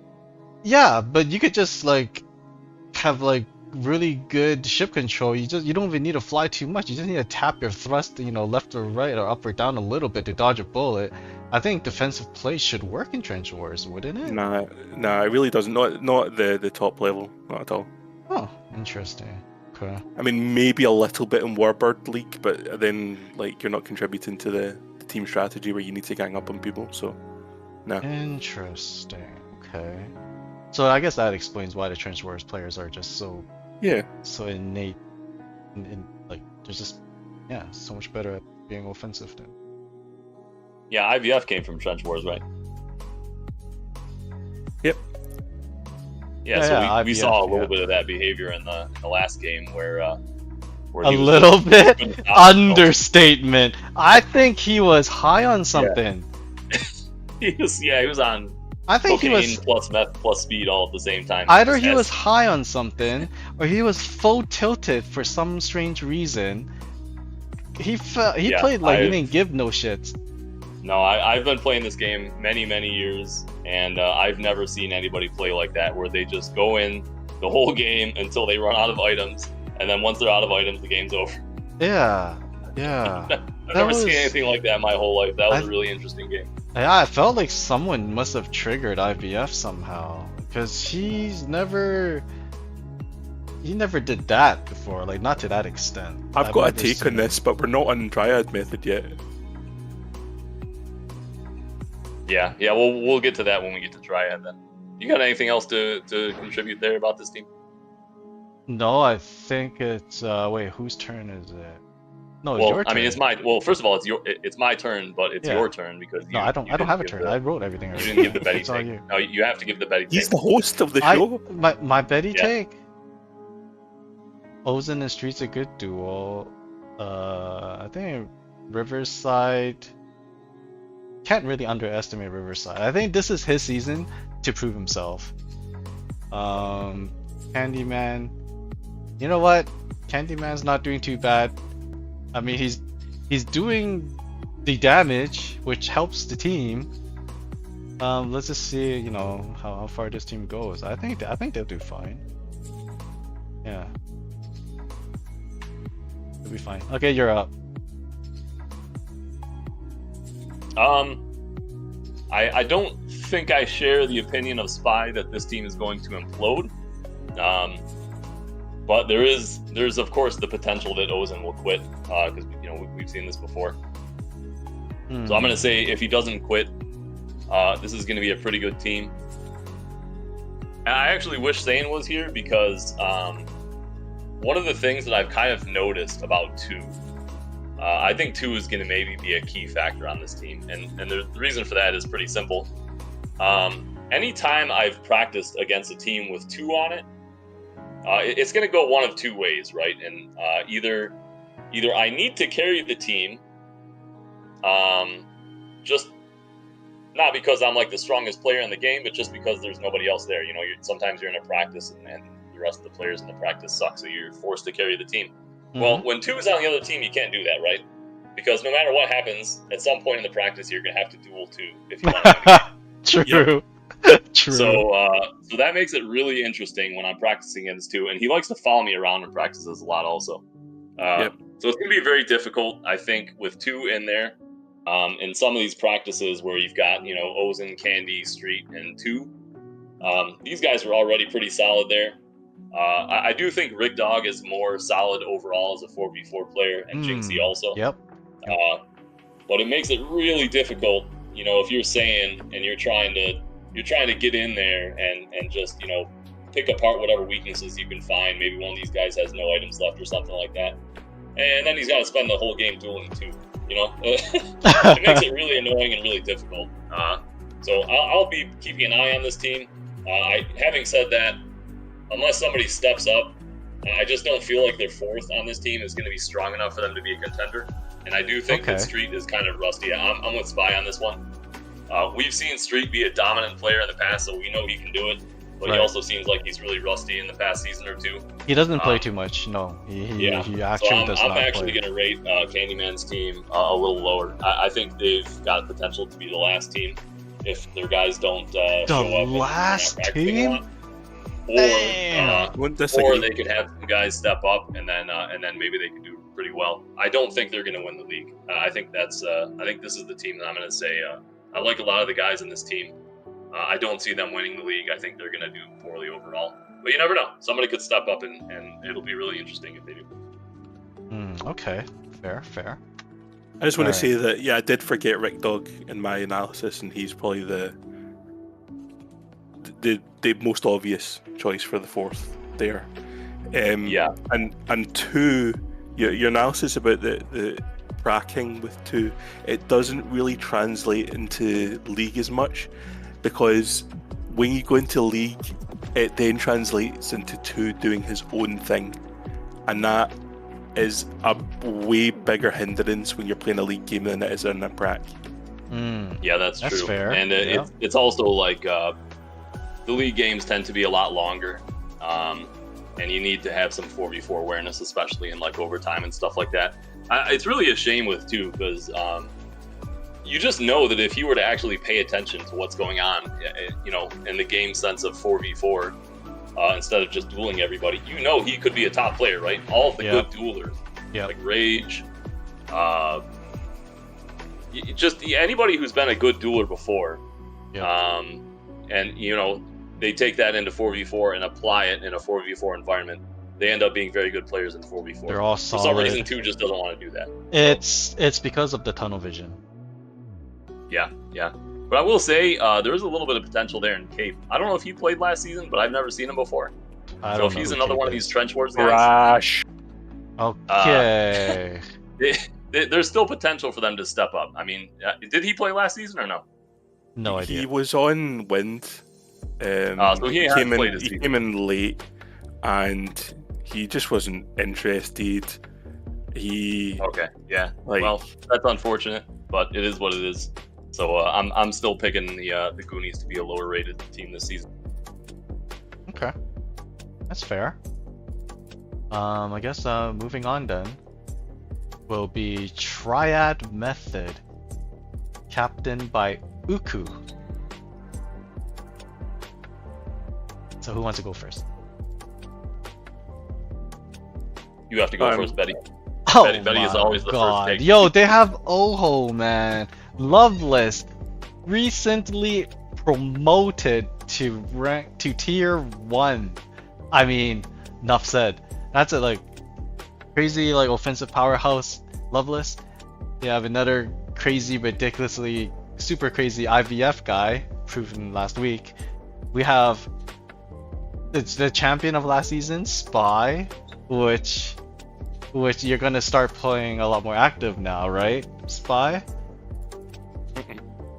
Okay, so Spy shakes his head, but that's just a ruse, don't fall for it. We all know he's gonna be the super try hard soon enough. I mean, we did have a long talk at the start of the stream about how demotivated I'm feeling coming off the back of every game mattering and being voted most improved, winning the league, and then just having to go into SBT practices. I am hating the game right now. I've logged in 20 minutes in the last 3 weeks. You don't need to do SBD pracs. You could do squad pracs with your squad. That's better. That's all you need. Wait, your squad is pracking right now. What the heck? I just realized.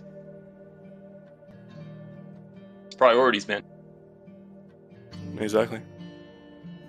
I mean, man, this is the most excited I've been to do something Subspace in weeks. you got to make Uku proud. He's your new captain now. Treat him like Monk. You know, you wanted Monk to praise you. Now you have Uku to praise you. Right? First of all, Uku doesn't praise anybody, so that's a lost cause. Well, at least he doesn't Let's be honest when we talk about Lego. All right. Anyways, Right. yeah, triad method. Let me see.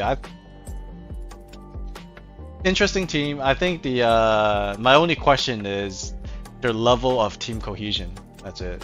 How good are they at working together? I think that's gonna sum up if they're gonna win or lose this season. So, am I okay to do my take on this? You are okay to do your take. Thank you, sir.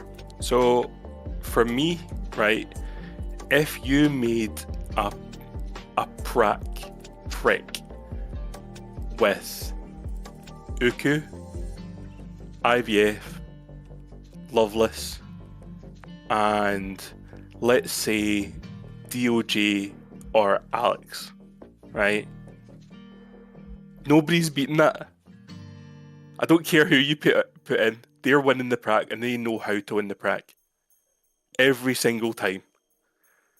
The problem is translating that into League, which is a different game, and the strategy which they have, which is targeting the weakest player, getting them out as fast as possible, knowing the moment in a game or a prac when everything's hinging on it and I'm pushing it. That falls apart a little bit in games where there's subs, because then you can sub in and get more reps. And then the problem is that you need to then learn to change gears and maybe focus on somebody and then switch to somebody else, and that kind of strategy, which they may not have the maturity to do all the time.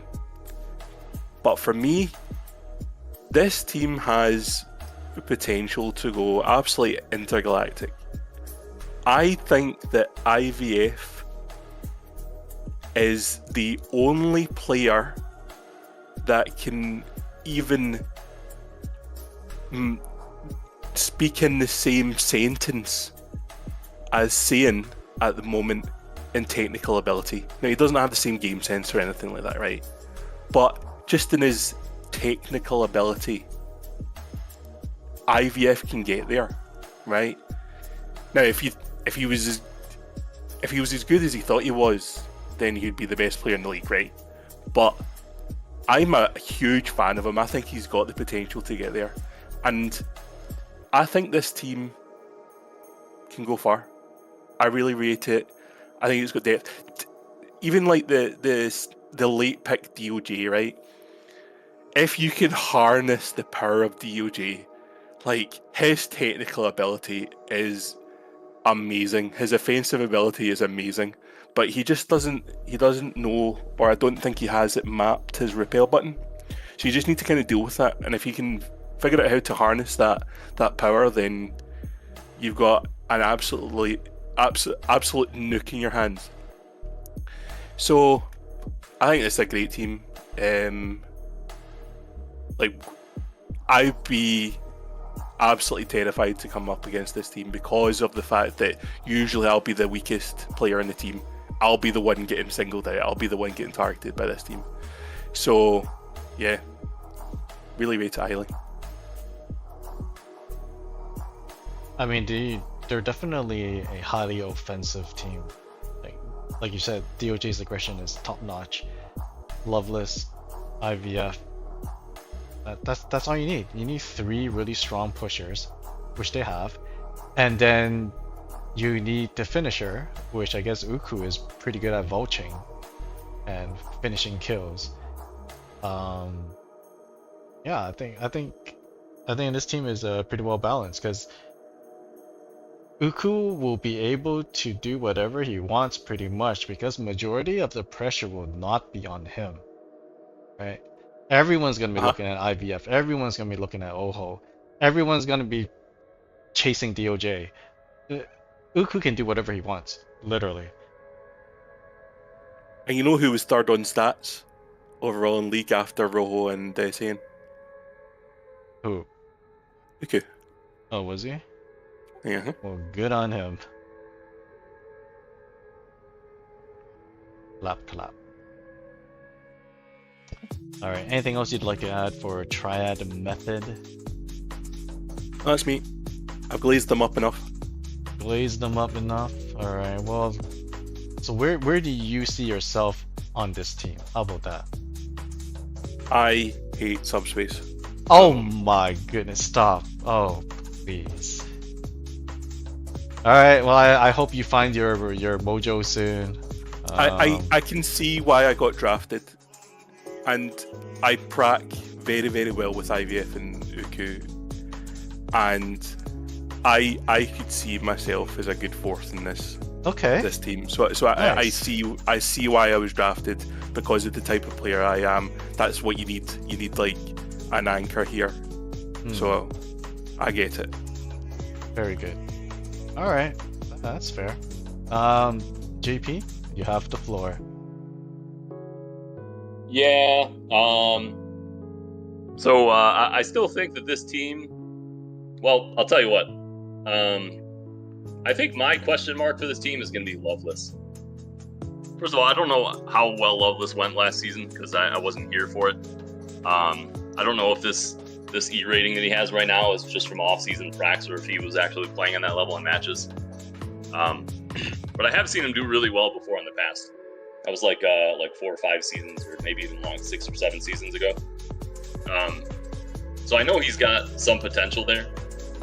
For some reason, he just kind of stopped caring about the game for a little while, but he still plays it. So I'll be really interested to see how he does. I think Loveless is going to be my big question mark on this team. If we get the 1800 E rating Loveless, then I think this team can potentially be a contender for number 1. But if we get the who gives a crap, I'm just going to suicide Loveless, then they're probably just going to bomb. It's all going to really depend on whether or not Loveless is playing up to his potential. The other kind of question mark here is Kepi, because I know Kepi can be a pretty solid player, and I think for the position that he's being put in with this team, I think the fact that he's a Weasel player is also gonna be a big positive for him and for this team, because he's not gonna be, he's not gonna be Ozen, he's not gonna be IVF or Ra or something like that. But having a guy like Kepi, your fourth guy, be a solid player and also being in a Weasel, I think that's gonna be pretty impactful. And that's the reason why I kind of, when we got to round 3 in the draft, and I looked at the teams, some of these guys got pretty good players in the later rounds. So there's that. But I do think that Triad has a shot at winning it all. But it's going to depend on Loveless and Kepi. I think Uku and IVF are always going to be pretty good players. So I'm going to give these guys a top 4 rating with a question mark on Loveless and Kepi. If one of those guys kind of falls off the cliff, then that team's going to suck. But otherwise, I expect them to be pretty good. It's a lot of pressure on Loveless. I mean, Loveless is the only guy that's saying compliments. So. He's a tier 1 player this season, man. I expect him to play like a tier 1 player. True. He can't complain about it. He got himself there. True.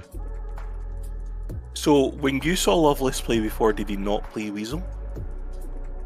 He started off as I've always Warbird. been playing Warbird. But Yep. Yeah, I haven't. And I mean, you got to keep in mind I've kind of been in and out of the game. So. Yep. Yeah. Right. So last season he was exclusively Weasel. Yep.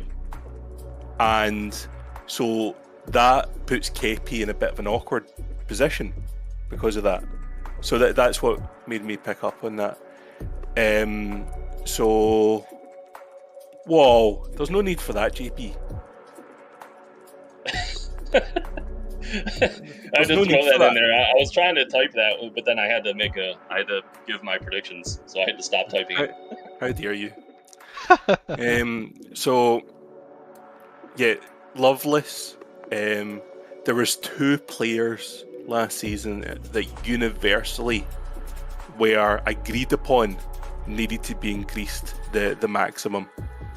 One of them was Loveless, and we all know who the other person was, right? So he's that guy. He is there, and he's going to perform to that standard. I have 0 doubts about it. He's horrible to play against. One you stream. I'm so desperate. I haven't seen Subspace in a month and a half. Hello, Suri. What's up, Spy? What's going on, Suri? Right, word that keyword, that Keytronic should be here. I don't think it'll be in time for this weekend's game, but it should be set up for next weekend. So yeah, that's our takes on triad method betting. All right, JP, I have you're one up. extra comment. I have one extra comment before we move on here. I'm gonna throw in one more comment about Sure. Triad. The thing that is going to be kind of interesting about Triad, aside from how good they are and how well they play and all this and that, it's that this team has essentially no breaks. Like, maybe there's a little bit of breaks on Kepi and Alex, but you look at Pog, you look at DOJ, you look at Abo, even DBZ. Like, DBZ might not be, the number one rated player in the league, but I've never seen him go backwards either. He just goes forward until he dies. That's a good point. Yeah. So these guys, I'm expecting these guys to do a lot of pushing this season. And we're going to find out, does pushing equals winning? We're going to see. I mean, we've seen defense does proven. win. Defense does win. Absolutely too. not. Couldn't disagree more. That's why it's gonna be Offense wins games. If you play defensive, this game has so much RNG in it, you turn every game into a coin flip. Offense wins games, and that's coming from somebody that is a classically defensive player. Offense wins games. I can't disagree with you more, but I will say we've seen that can be successful. So I'll be interested to see how this team does with that strategy. I'm surprised you're not bringing up the topic of woof woof. Oh, the Red Dog. Well, they specifically changed the map so that you can't do Red Dog anymore. Oh, really? They countered Red Dog with apparently- map.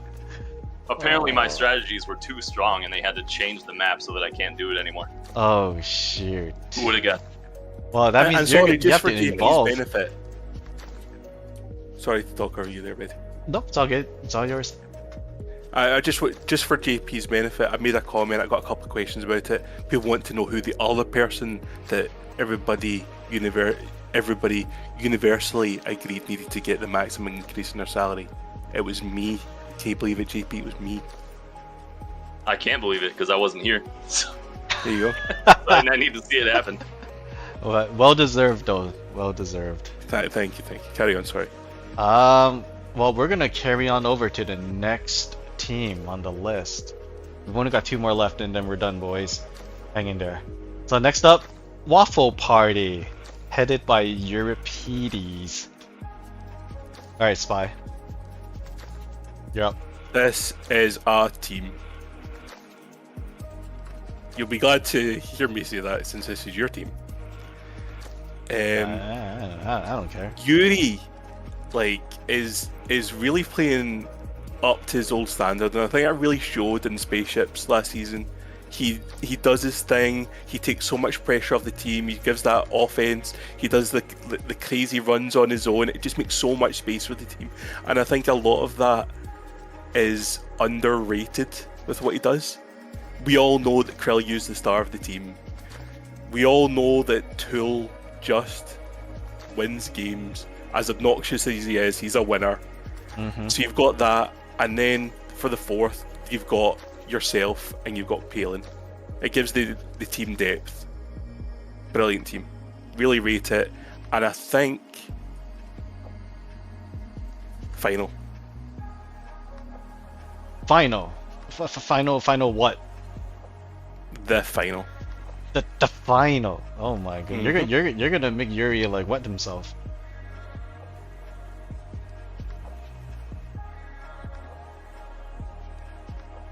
Is Betty streaming right now? Yep, we're live on YouTube. Oh, you're on YouTube. I went to Yeah, your to Oh, 30,000 YouTube. people. Yeah. He Can't got do banned Twitch. from Twitch for showing his wiener. Yeah, that's right. Betty. I mean, don't that's sell not. out. No, that's not true. That's not true. Don't listen to Don't JP, sell man. out, That Betty. guy's Wait, full it's of. true. I it was have massive. I have direct quotes from Betty. It was a joke. I have to refer you to Betty's quotes. It was a joke. I don't Benny, we believe know you're you. very proud of your pickle, your little Asian pickle. All right. Moving on. Do you have anything else you would like to add, Spy? No, thank you. All right. JP, you're up. All right, let's take it away. I love Krillu. Krillu's an awesome guy and a great player. I still remember when Krillu left Starseed the season we won. I feel like he's probably been regretting it ever since. Did he? But he's a top tier player, and I love the guy. Also, I hate his brother because he always beats me in Powerball. But we're here to talk about 4v4, so we're not going to comment on that too much more. But I like this team. Tool's pretty solid lately. Palin, nobody's been talking about Palin right now. Let me tell you, the last few times I've played with Palin, I've seen Palin do really well, and he's been very solid. So I'm expecting Palin to actually be a pretty big part of this team. So you got True. Yuri, Krillu, Tool, Betty, Cat, and P-Brain can either be pretty good subs or starters depending on how you use them. They're not going to be best players in the game, but I think you can rely on those guys to at least use their items before they die. And I think that's a critical thing in those 5 to 6 slots, right? A lot of these 5 to 6 guys like Abo or Bick, even Bick, a lot of people, Bick is the 4th player here. He's in that 5 to 6 slot, but you can't really start Bick and know that you're going to win if he's not going to repel, right? If he goes in there and dies before he repels, now you're kind of screwed. Right. I don't see that kind of stuff even down in Cat and P-Brain are the 6 and 7 players on these teams, and these guys I think will at least repel before they die. So I think the depth here is pretty good. I don't think it's like top tier talent wise, but I like the depth on this team. And I think Palin is actually a lot stronger than people are giving them credit for. Yep. So I think Yuri, Krillu, Tool, and Palin is going to be the top lineup for this team. And then, of course, you, Betty, subbing in, Cat subbing in, P-Brain subbing in. They've got a lot of flexibility there. They can even, maybe they want to weasel in one game, so they go with P-Brain. Maybe they don't want to weasel, so they go with Cat. There's a lot of flexibility on this team as well. I think this team has a lot of potential. Unfortunately, I don't see a top 4 like we have with, I don't know, maybe Benji, Captor 80 type stuff going on here, or Okay. Candy Oath and Street. I don't think the top 3 are that good, but Tool's definitely good. Palin, I think, is going to be better than people think he is, and Yuri, of course. I respectfully disagree. Yeah. I actually think Yuri, I think you're the biggest question mark this season because you've been kind of getting a little lazy lately. You need to step it up, bud. No, you just gotta look at my match record, never look at my practice record. I'll stop talking now. Continue, sorry. I'll accept that. I'll accept it. So I think if Yuri plays to the top of his potential, I think this team will probably be a top 4 team. If we get lazy Yuri, then they're probably going to be middle of the pack. I don't see them being a bottom team. They just have too much depth and experience on this team to be bad. I don't see them being the number 1 team because I don't think they have the top 3 talent that some of these other teams have. But they're going to be a really good team. I'm going to put them, even though I said somebody else's 3 already, I'm going to put this team at number 3 just because of I can't see them deviating too much from the 2 or 3 or 4 slot. That's pretty big. big. I think this team is the most reliable 2 to 4 pick in my opinion. Interesting. I mean, one thing I'd like to add, the team has pretty good playmaking potential, right, with Crow and Yuri. So, I mean, if we can get our team cohesion up there, I think we could do some pretty good damage. But we'll see. Okay, so I guess there's only one more squad left, and it's the big one. This squad was once. Wait, Betty, before you carry on. What? Okay. We can see your stream, and there's an interesting conversation going on in one of your chats. Yeah? Yeah, Tool has offered to be mean to the person who's trashing Bick for the rest of their life. Oh no. So who was that? Somebody with a weird foreign accent. Somebody. I'm not sure. I mean, you could try to PM Tool and ask him who he was referring to. Yeah. I'll figure it out. Yeah. Anyways, So moving on, yeah. So the final squad of today will be actually the previous home of our spy here. So yeah, Wah, wah, wah. take it away, spy. I mean, for me, this team lost Street and Digital, Yep, right? And they gained Homie. they did indeed gain home. Homie took us apart. Homie was the best player against Wind the whole season. Oh, really?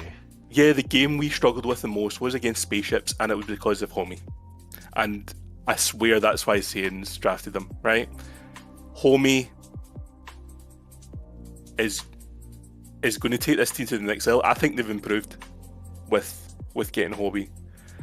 The fourth slot, they've got Turbin, Robo, Tom Petty, doesn't matter. But Saiyan, Monk, Homie. This team incredible. That's a strong 3 for sure, Yeah, your three is really good, but that fourth, there's gonna be a lot of pickup on your guys' fourth slot. Makeup. Not really. I mean, I think Turbin will surprise a lot of people this season. Yeah. What do we You say can about expect UPW? much about Turbin. So I fully expect Wind to go all the way again. As long as there's going to be a lot of wrangling for Saiyan to do here. Trying to keep the Monk interested, sober, not gambling. I mean, Monk showed up to the final having been awake for 36 hours, high as a kite, told me not to tell Saiyan until after the match. After we won, told Saiyan what state he was in. Trying to get Monk to show. I even said to Saiyan, do you want me to offer up my prize money to get him to show? Because we can't get him to show. Right? People are really saying, well, Monk only had this percentage to show, but he showed so much for Saiyan. You guys have no idea how difficult it was, right? It's so difficult. But the guy comes on, he's absolutely incredible at the game, right? Now, Saiyan, like, people do not rate Saiyan high enough. I know it's like, that's a ridiculous thing to say, but see when you play on his team and you see the way he moves,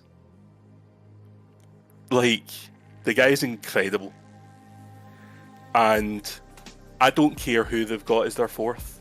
They're going all the way with those 3. That's my take. I'm done. Alright, mic drop. Alright, JP, you're up.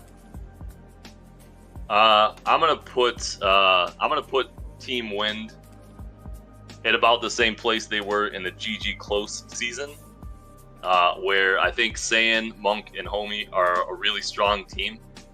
But having said that, I don't think that they're gonna win. I think they have too many question marks in slot number 4, and that's also the same position that they were in when they were Tactical Titans, right? There's a lot of other teams here that have, none of these teams have Saiyan, of course. That I think most people agree Saiyan is the top player. Yeah. Or I think the majority would agree if you were to have votes. So having the top player in the league is a pretty good bonus, and Monk is a really strong player. I have some question marks about Homie, even though I've seen Homie play on that level before. Yeah. The only time I've ever seen him play on that level is when you piss him off. Like, if you go into the finals match and you tell Homie, you know what, Homie, you're a shit player, you suck balls, you can't play this game at all, figure out what you're doing, learn how to play. Then you're gonna see Homie go like 8-1 or something like that, right? What the hell? Okay, I'm gonna compliment him. Yeah, if you go into the game and you're like, you know what, Homie, you're a great player. I don't care what anybody says. What happens this game? You're a talented guy, and we all love you. Then he's just gonna go in there and he's gonna suicide, and he's gonna go 1-3. I'm gonna try that. I'm gonna try that. So, Homie's a little bit of a question mark there. It all depends on how much he feels like playing that day. We saw a lot of that when we played with him. Sometimes he would show up and he would just be like, who the fuck cares? And then we lose the game, and we'd be like, you know what, homie, you suck balls. And then he would go in and suddenly like give 120% in the next practice, and we'd be like, where was that 120% in the match? So big question marks there with homie. We know he's got talent. The question is he going to use it? And then you've got slot number 4, right? Turbin, Robo, Tom Petty, and maybe question mark Karras if he steps back up a little bit. We've seen him. What are you talking about at this point? I need to interrupt you. Yeah, all right, go ahead. Worst player in the world. Piece of That's love. so many worst players in the world for you, Spy. Yeah. There's only so many players that can be the worst players, Spy. You got to pick one and stick with it. But there's only 80 players or so playing this game anyway. I love the guy, but oh my god, go on. Well, I'll tell you, I've seen Karras be the worst player in the world in some practices, right? We've all seen that happen. And then I've seen other practices where all of a sudden he's like a really good player. So I know he has the potential. Just like I've seen Grunster do it. I've seen Grunster was winning Subspace for like 2 weeks or something. And then all of a sudden he just stopped giving a shit and he went back to just being typical Grunster again. So there's a lot of these guys that I know they have the potential to play well. And Karras is one of those guys. I've seen him do well in practices. So I'm putting a question mark on him. If he steps up, then this team is going to be the easy #1 contender. But I'm guessing he probably won't, so it's probably going to be on Turbin, maybe Dare, maybe Tom Petty or Robo. I don't know if any of those guys can be the 4th that they need to take this team to be the top team in the league. But they do have Saiyan, and Monk is probably a really strong combo with Monk. So I'm still putting Wind. I'm going to put Wind the same place they were in the Tactical Titans season. I'm putting them at number 2. That's my prediction for Wind. Wait, who's your number 1 then?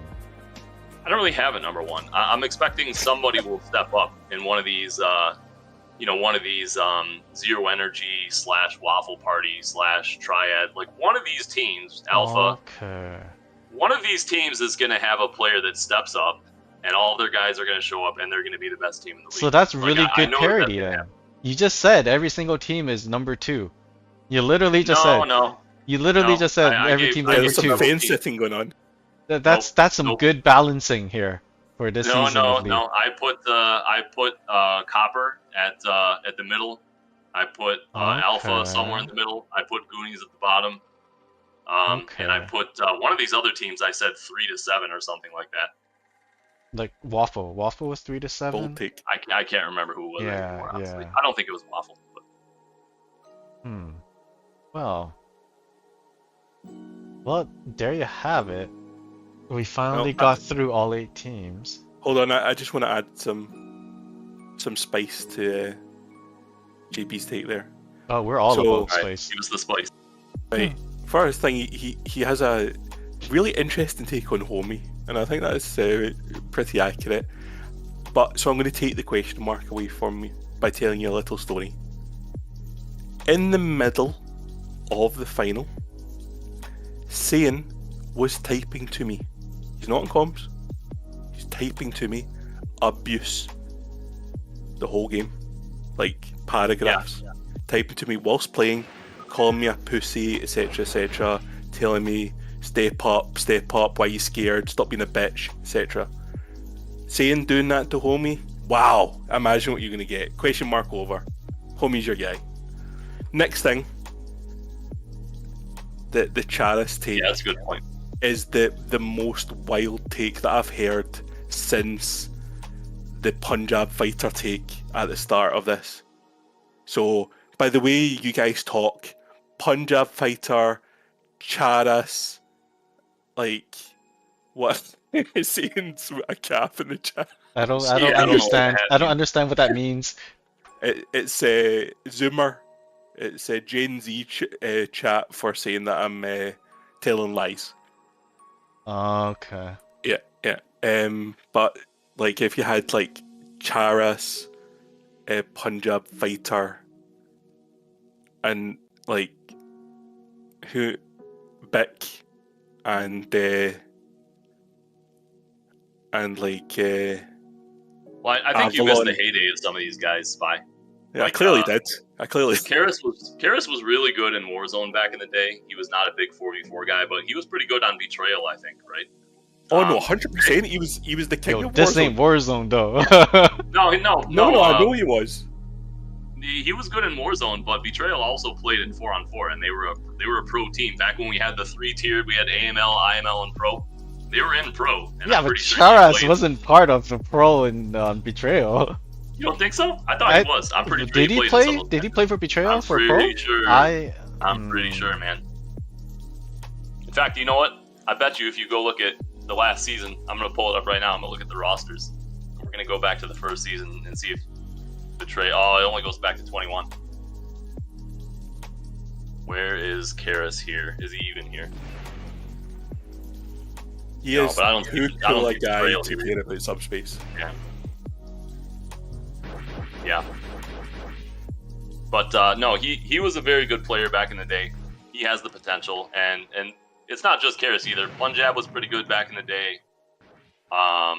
Who else were we talking about? Bick, when he played with I think he was on a team with like Rage and some of the other Sterling guys. And it was hilarious watching those matches because they would put in Bick and everybody would be like, all right, here we go. Something's going to happen. Either he's going to come in and kill everybody or he's going to die out 0-3, and it's all going to happen in the next 2 minutes, right? You never know what you're going to get, but something interesting is going to happen when Bick goes into that game. And he actually did really well that season, if I remember correctly. He was a very strong player. So, yeah, he's not trash at all. He's not going to be your tier 1 player, but he has a lot of potential. And especially, like somebody was saying, maybe you're in, overtime or you're down by 1 kill and everybody's out of items. You got to have something happen. You know what? If you don't have any other options, putting Bick in is not a bad thing, man. You're not going to have to play a 2-hour overtime game, right? You're going to put Bick in, and either you're going to win or you're going to lose, and then you're going to go on. But he's pretty good. I think a lot of the time he's going to win. So, yeah, Bick had some times where he was pretty good. You're counting these guys out a little bit too much. They're not going to be Obviously, the I'm top being players in the league, facetious but they have, for drama purposes.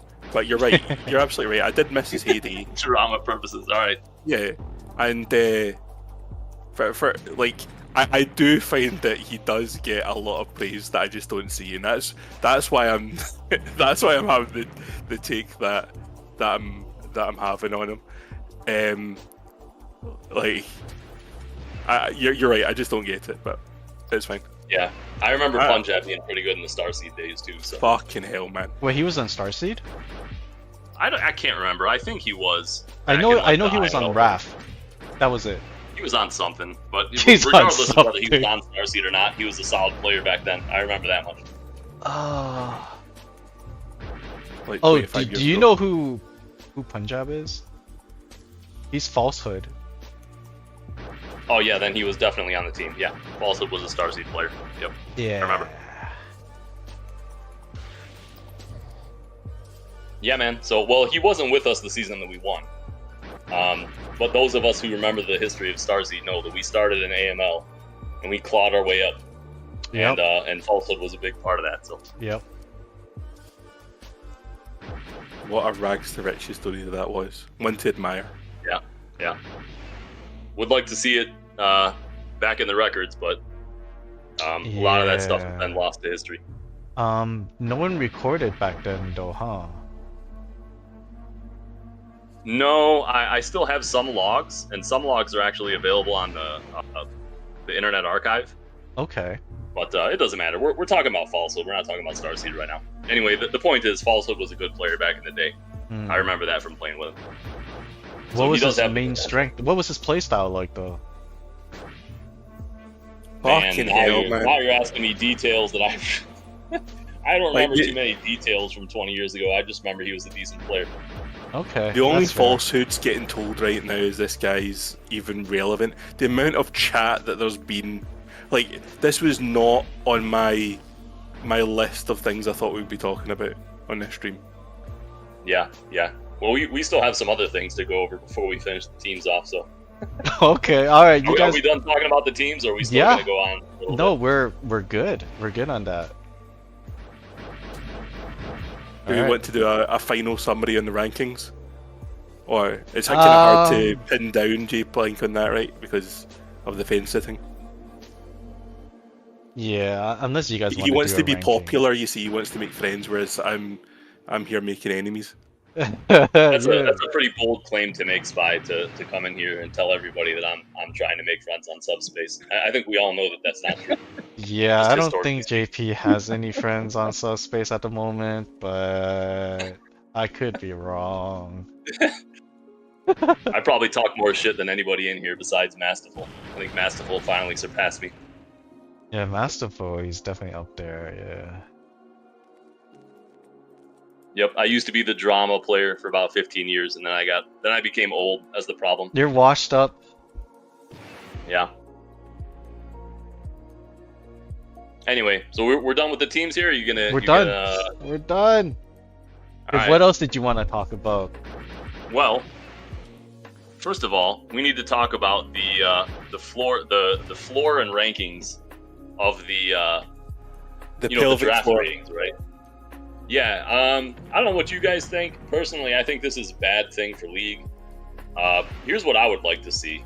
What I would like to see is just delete salaries entirely.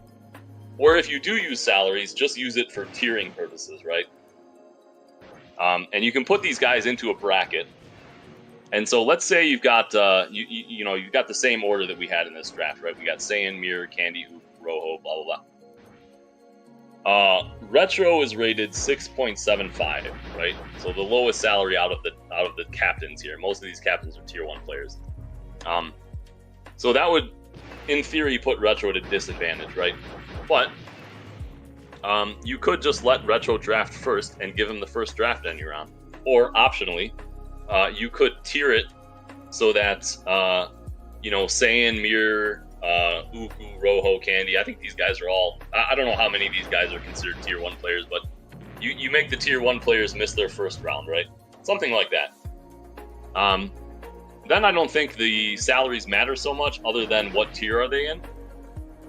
And that allows you to do some stuff where you're not screwing around, giving Grunster or High Rate a number 4 rating just randomly out of thin air.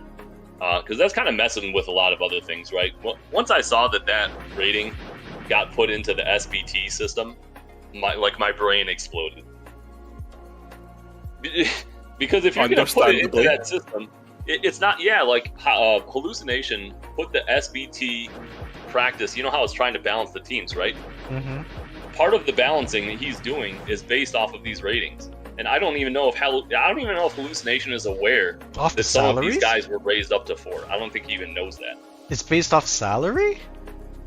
It's based off of some part E rating, some part salary, and some part something else. I don't know what the third ingredient He said is. Performance in pracs.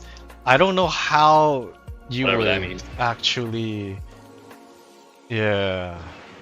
That's interesting. So I think whatever they're trying to do here, I think is the wrong way to do it. I think they need to remove this floor. You know what? If Zwix is playing like a 0.25 player, then give him 0.25. Don't bring him up to 4. This is pointless. It's just making it bad. It's even bad for the guys with that rating. Because at least when you've got a guy that's at a rating of 2, at least you get him into the roster based on a 2, right? Like there's an incentive to pick that guy. Just make it required to play him.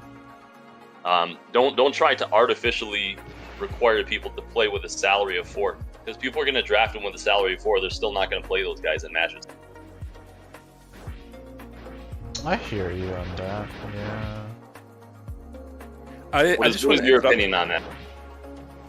Just before you go back in this, watching Beatty's stream here, and I'm watching Triad Method like Prac here, and I would bet my mortgage on them winning this Prac right now. They can't lose. And you'd think they weren't in an ideal position. They were, and there you go, called it. This is why they're winners. This justifies my rating of them. See that? And Bick was knocked out. Oh no. What are we talking? Like, oh no. Serious?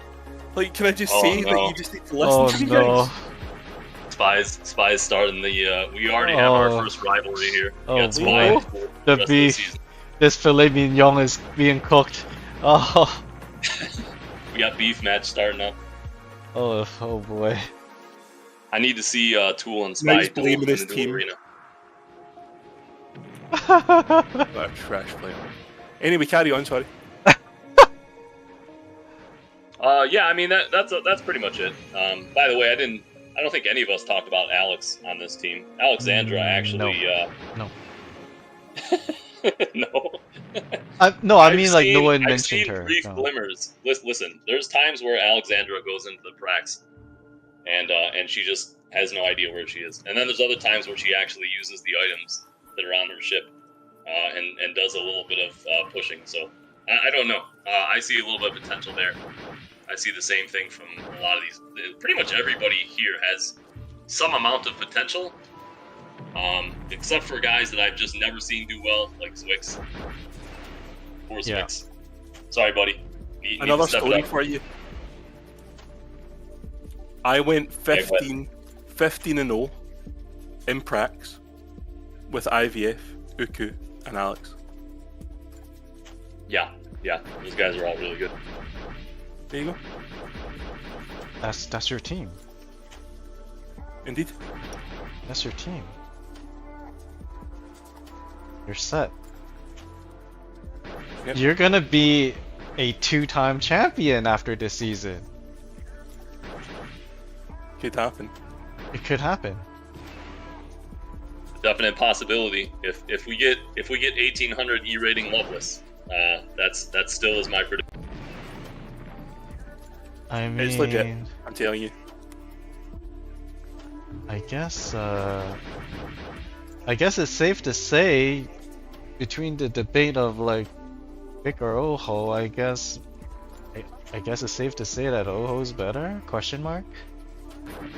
What are we even talking about? Are we? Yeah, between Bic and Oho, there's no question. Are you Oh. Maybe a serious? couple Like, seasons ago, I would have had a question. I mean, no man. I mean, I've seen Vic make no, some. completely different leagues. I've like, seen him you're make some sniffing glue, man. miraculous plays.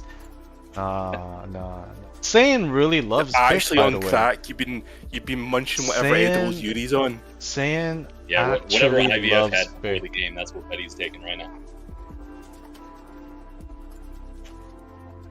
I don't know, man. Those two are like two peas in a pod, you know. Like You Vic and guys the are whole- so lucky I'm on here to keep you on track, or this What? would be the most Wait. wild First of all, team what ever. do you mean, What? guys? Right. First of all, right. I have not mentioned any of the crazy stuff that Betty's been talking about.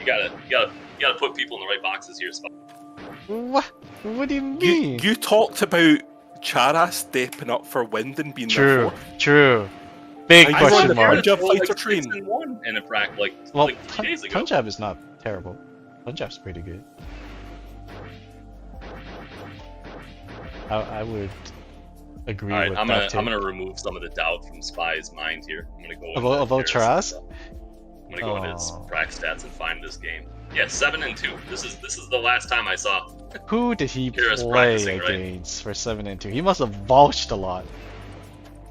Maybe I don't know, but this is what he has. Someone There it must is. have fed him. I mean, maybe. He Question mark. was I mean, Who against did Sean he gave play Alexander. against? Mary. But if you look at the teams, Paz. you know, the other team has Jinxie, Shaka, and Panny, and I mean, You know, Jinxie is beyond washed up for 4v4. yeah. I mean, this is two bad teams playing against each other, and Karis went 7 and 2. I don't know, man. There was no. Wait, feeding you were a after part he- of this prac. That's why I remember it. Yeah, I was in this practice. I was pissed off because he was sucking when I was playing with him, and then all of a sudden he went and did this in the next game against us. I was so mad. But you had Sean, the worst player in the world, in your team. Yeah, I think Sean kind of tilted the balance a little. Yeah. You think so? I don't know, man. I mean, Everyone they looks had at the Penny. first out. Everyone looks at the first out first, right? yeah. It was pretty early, right? 12-minute mark, and then you have the rest of the match, and yeah.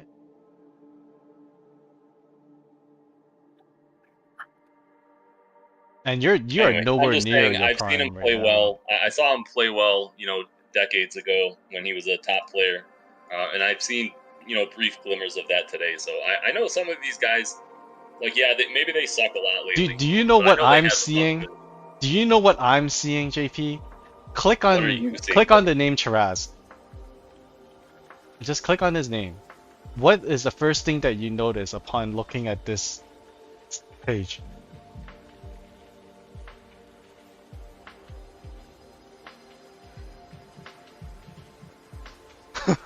I am seeing Robot says he's bad. I'm seeing 34%.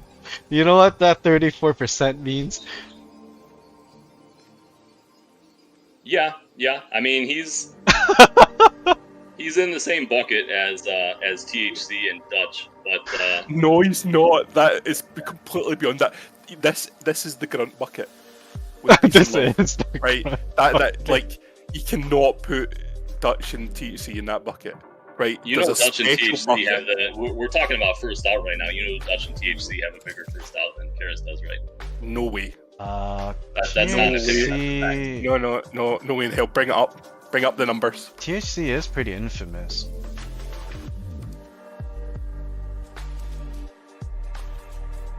But he's not as bad as Charaz. Charaz and Gruntstar are the highest first out in the league. Yeah, Telling you right now. he's not as high as Charaz. Charaz is number 1. Here you go. THC has gotten better actually. And bring up something, Dutch. You're just out of touch. JP, what can I say? You're just out of touch.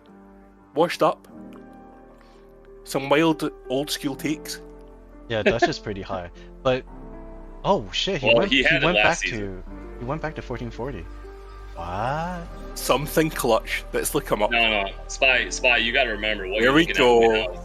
This is only including stats for this 1 month, right? That's what you gotta remember. Like if it was possible to look at last month's practice stats, you would see very different numbers. We used to be able to.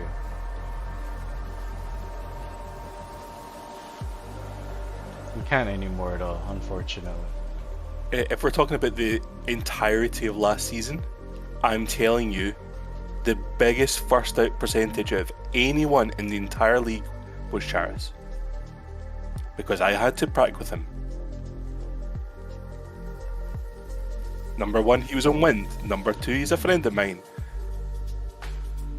It was hell. I can tell you right now, I just pulled up the league stats, and actually the first out was Ozen with 56%. Yeah. And then it was Guttermouth, and then it was Akutu. It's not even close. And by the way, THC and Dutch are in 6 and 7 with 33% each. Right, this is league stats. I'm talking about like That's practice what you were talking over the about. whole You said league. league stats. No, I'm talking about the course of the league season in practice. I'm not talking about league. I have no idea what it was. What I'm seeing here, I'm looking at Karis's league stats. He played in 3 matches. He didn't die in any of them. He just subbed in, played a little bit, and subbed out. He probably Like- only played like 5 minutes or something. Like maybe 5 seconds for a couple of those. I mean, it's Yeah. 3 matches, so No, Let's I think see. a couple of them were 5 seconds. No, it's 38 seconds, 8 minutes, and 4 minutes. yeah, that's 12 minutes of subspace without dying out. Please. No, that's legit. That's more than Bick did in his last break. He got more playing time than I did last season. Yeah, and meanwhile, Dutch, by the way, had the same number of matches, but died out, and so he's got the 33% number here. I mean, it's a small sample size, but you get my point. He only died out once. Yeah, that's what I'm But- saying. These guys only played in 3 matches each. Oh, he had 3 lives though. Well, yeah, that's true. Same thing with THC. THC and Dutch are both 2 and 4. But no wasted Both have reps. 33%. I'm proud of something Dutch for 0 wasted reps. And 4 Yeah, that is, FRs. He That's did good. actually something that I really hammered on Dutch when I played with him. And same thing with THC. All I told them, like, look, if you guys suck, then you suck. We'll sub you out. Just don't waste your reps. So at least I'm glad Dutch is at least learning. Holy crap, he pulled a legacy. Look how much damage he took. He was like, he was main tank. He was main tank for his team. That's actually really good. Yeah, you're right. Yeah. I think he's actually. I think he actually is highest damage taken. Let's take a look here. Nope, that's Grunster with apparently almost 10,000 damage taken in 1 minute. Wait, wait, what?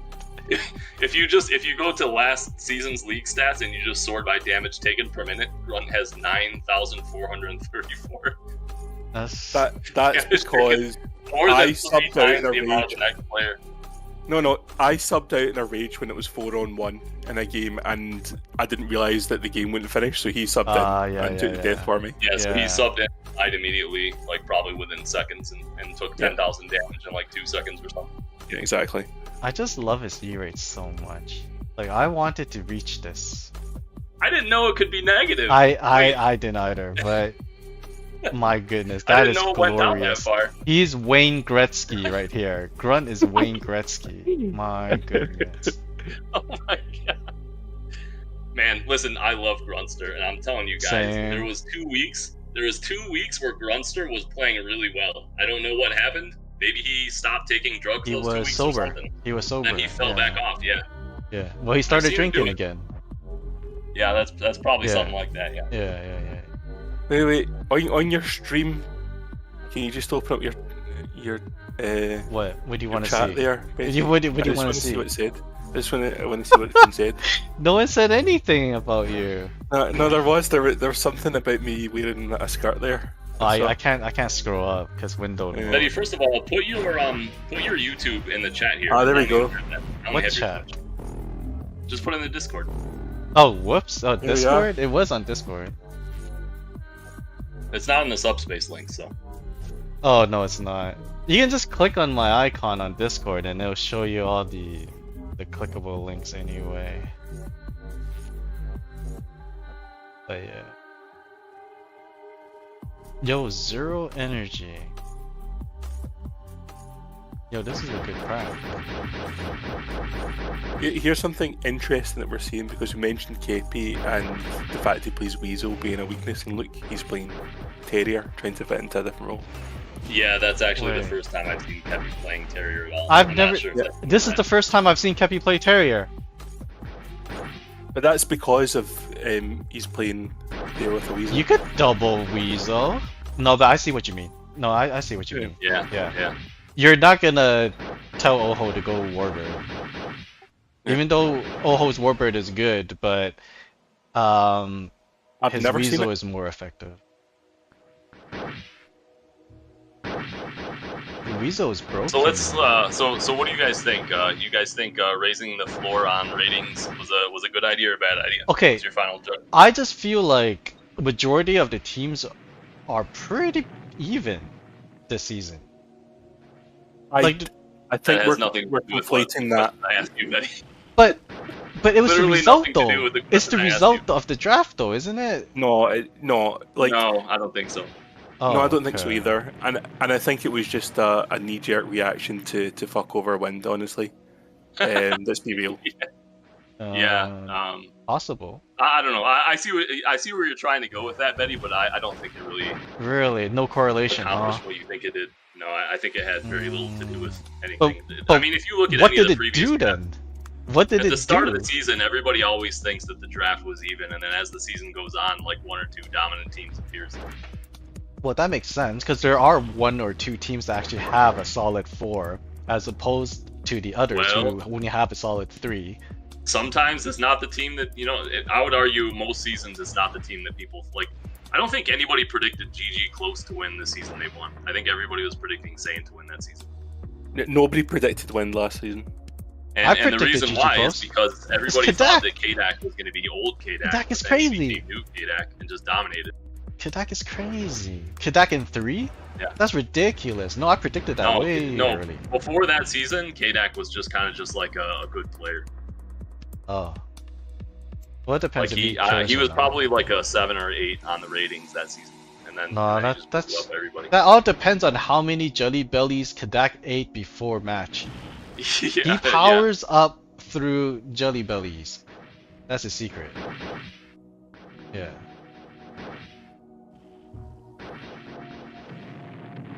So anyway, back to the question. What do you think? Good or bad? I mean, if you said it, Sounds it like you think didn't good. affect, if you say that it didn't affect the draft at all, or affect the team parity at all, then I don't know. It doesn't really matter then what they did. What do you think, Spy? I'm with you. All right, there you go. The Yays have it. Remove I draft think ranking floor. I think removing salary would be interesting, but then, like you said earlier, it can only work if all the captains are tier 1s. No, like I said, you can tier the draft positions so that Saiyan loses his first round draft and so on. We're going to have to move to a new system pretty soon. You Yeah. can see the cracks in it forming this season where people just want to play with their pals. People don't want to play for certain captains. So there's going to have to be some sort of system which maybe is salaried, but you can only have a certain salary of people in. I can see some system like that coming about that allows more freedom for people to play together, but means that you can't stack. Because we don't want to go back to the that's a old pretty good assassin point, days. actually. I mean, maybe we don't need draft ratings. Maybe what we need, because the question is that we don't want Saiyan to be able to draft Rojo, right? So I mean, I think what you really need to do is you just need to make it so that Saiyan cannot draft anybody above 8 or something like that, right? Or above 8.5 or whatever number you want to make it. And then after that, people they're all drafting from the same pool after that. So people are just being penalized for their initial salary. Yeah, I mean that pretty much kind of counters it. Like, it's not going to hurt the whole team. It's really only impacting the first few rounds of draft anyway, right? So you might as well just codify that effect. And But the first couple rounds are the most crucial. Yeah, exactly. Well, I don't know. I'm down to try new things. I mean, every season they should come up with a new system. That'd be great. All right, sounds like we all agree with that. The other thing I wanted to ask you guys about, since we're all here, what do you think about no items league, or maybe removing some amount of items, or what do you think about ships? What do you think you should do with Shark, and what do you think we should do with Lancaster? Okay, on your first question, I would love for there to be an alternate league, Warbirds only, no reps. That'd be fun as hell. I'd fucking love that. Yeah, right? I would agree. Yeah. Yeah, I think I would like to see how that plays out. I think a lot of players that are a little more passive in Repels League, I think some of those guys, you're going to see them get way more aggressive. Do you think no repels would make people more aggressive? Yeah, this is I've had this conversation so many times, and everybody's like, well, look at what happens when you're in playoffs and nobody's got reps. All of a sudden it gets really slow. Yeah. That's because everybody started with repels and nobody wants to die. It's not the same as starting a game from 0-0 and having no repels to start with. That's a totally different situation. And also, there's a different effect that people are not thinking about, which is that when you have repels in the game, you have to play a certain way, right? Like, you can't, if there weren't repels and I have, a wall of bombs behind me, I can go forward as much as I want. I don't have to worry about anything.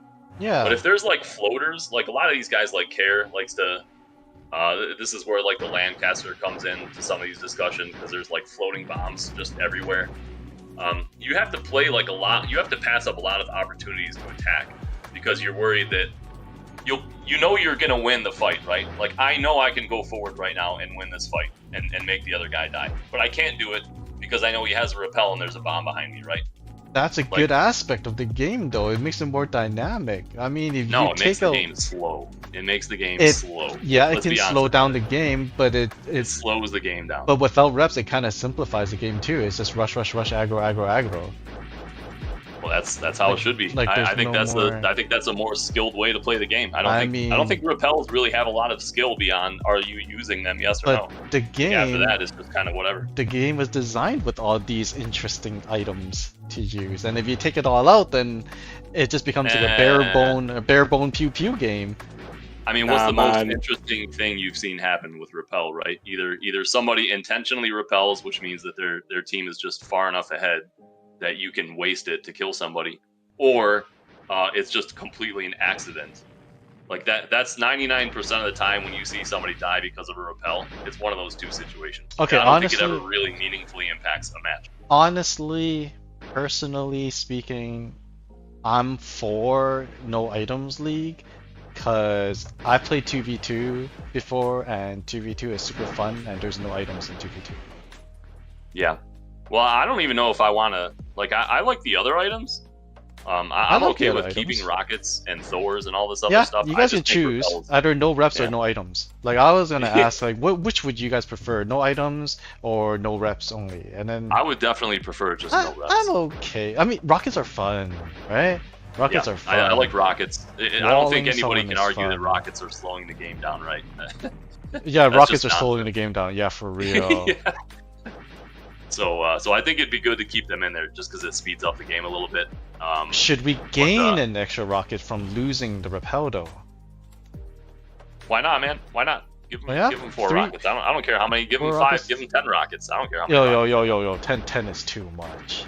Everyone's gonna be the rocketeer and just go nuts. Yeah. Well, you get to rocket 10 Yo. times a match, and then you're done. Then What you about- gotta die or do something else? First to 12.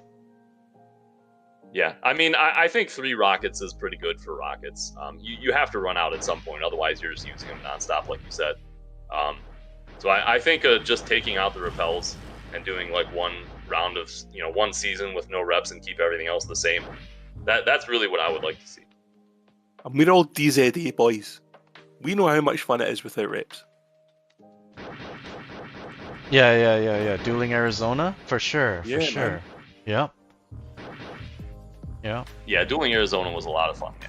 Yeah, I was shooting It fuck at was. you guys when I was 15 years old in DZA. Yeah, I was Yeah. born in DZ. Yeah.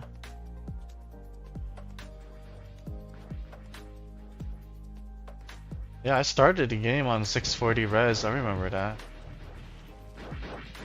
It was great. The banners Sounds were like so you good. guys. Sounds like you both think it would be a pretty good idea. On board. Yeah, I'm on board for it. Warbird, no item, no rep. I'm okay with that. Yeah. I don't wanna like fuck with League how the way it is. I'm a bit of a purist in that sense, but I would like if you told me, yo, Warbird League, no item league, play for your pals right now. That would get me back into Subspace right now. That would make me like, yeah, okay, I'll play that. Mhm. Yeah, I think that would be really interesting. Just like I'm open to everything. I'm open to doing just Warbird if that's what people want to do. I'm even open to doing just Lancaster. You don't I even have think it's super, time to super play. lame. You can't even talk. Oh my god. Listen, man, there's a lot of stuff that people just haven't done because there's not enough people playing this game, right? True. If you take 4 Lancasters and put them in a corner, what are you gonna do? Like, I don't know what your strategy is going to be to try to attack that corner. I would There is just no rep. strategy. I would rep them. If I had to rep, I could rep so their own team bombs would kill them. Actually, no, it Guess wouldn't. what? It would bounce. Guess what? Oh, yeah, Lancaster that's bomb true. bounced. That's Your repel's true. just gonna push them back into you. You know, Lancaster Nah. bombs never had 2 bounces, and then they got upgraded to 2 Yeah. bounces. That is Well, that's 'cause so nobody used it. weird. That Yeah. is so weird. This is Candyman's dream. What? He's always wanted to have the 4 Lancs. I mean, I think Yeah. Lancaster is a really fun ship. It can be a really fun ship, and it's pretty high skill ceiling ship. Like if you're really good at trajectory or you're really good at billiards, I think Lancaster is hella fun. Yeah, I think it's a fun ship too. I'm a little bit of the purist mindset as well. So personally, what I would really like to see, I would just like to see the exact same league with no repels. But you know what? If people wanted to do Warbird only, I'm cool with that too. If people want to do Lancaster only, I'm down with that. If they just want to remove all the items, I think- I'm cool with that too. If no repels, same league as it is now, I think Weasel's gonna be way too strong. I don't know, man. I think Weasel is I mean- way too strong. It's a strong ship. Yeah, I don't know. That's an interesting one. I don't really know what to say about that. I Way haven't too strong. experienced it. Way Yeah. too strong. I do get that feeling as well, Betty. I mean, it's a strong ship, but it's also easier to kill. If it's not looking. Is at it you. really easier to kill? I mean, how many Absolutely. people were able to kill Saiyan last season? If I see any Weasel pilot like run in front of me and spear somebody, Legacy? I'm gonna go after that guy. Legacy spears everyone, and he doesn't die after spearing. Legacy is the #1 most targeted player in the Yes, entire that league. is true. I don't even know what you're talking about That right is now. true. Oh man. Yeah, I don't know, man. Well, I just think it would be interesting to do that. Anytime that season happens, I'll you try guys that. just send me a message on Discord and I'll play in that league. I mean, they could probably do like a sub league, you know, like on the side, and then just test out Yeah, the different settings. I'd be down for that. It's got a marketing issue. You need to think of a good name for it. Ah. We'll just call it Good Skill League. All right. I think this is a good point to stop at. Thank you two so much for being here. It was really fun. Glad to hear your input. And I hope you guys enjoyed this as well. Yeah, thanks for asking me to be here. I really enjoyed it as well. And I'm really glad that I could be here on behalf of the community to keep you guys on track with your ridiculous takes. Oh, okay. So we're all wrong and only you are right. I get it. Yeah. My parting words are going to be I don't really care about the league, so best of luck to you guys. You guys do whatever the hell you want to do. Oh my god. But if we get a no repels league, just send me a message on Discord and I'll see what happens. I'm sure you'll know about it. Alrighty, I'm gonna call it here. Thanks, fellas. Thank you. Cheers, guys. Have a great day. Alright, peace out.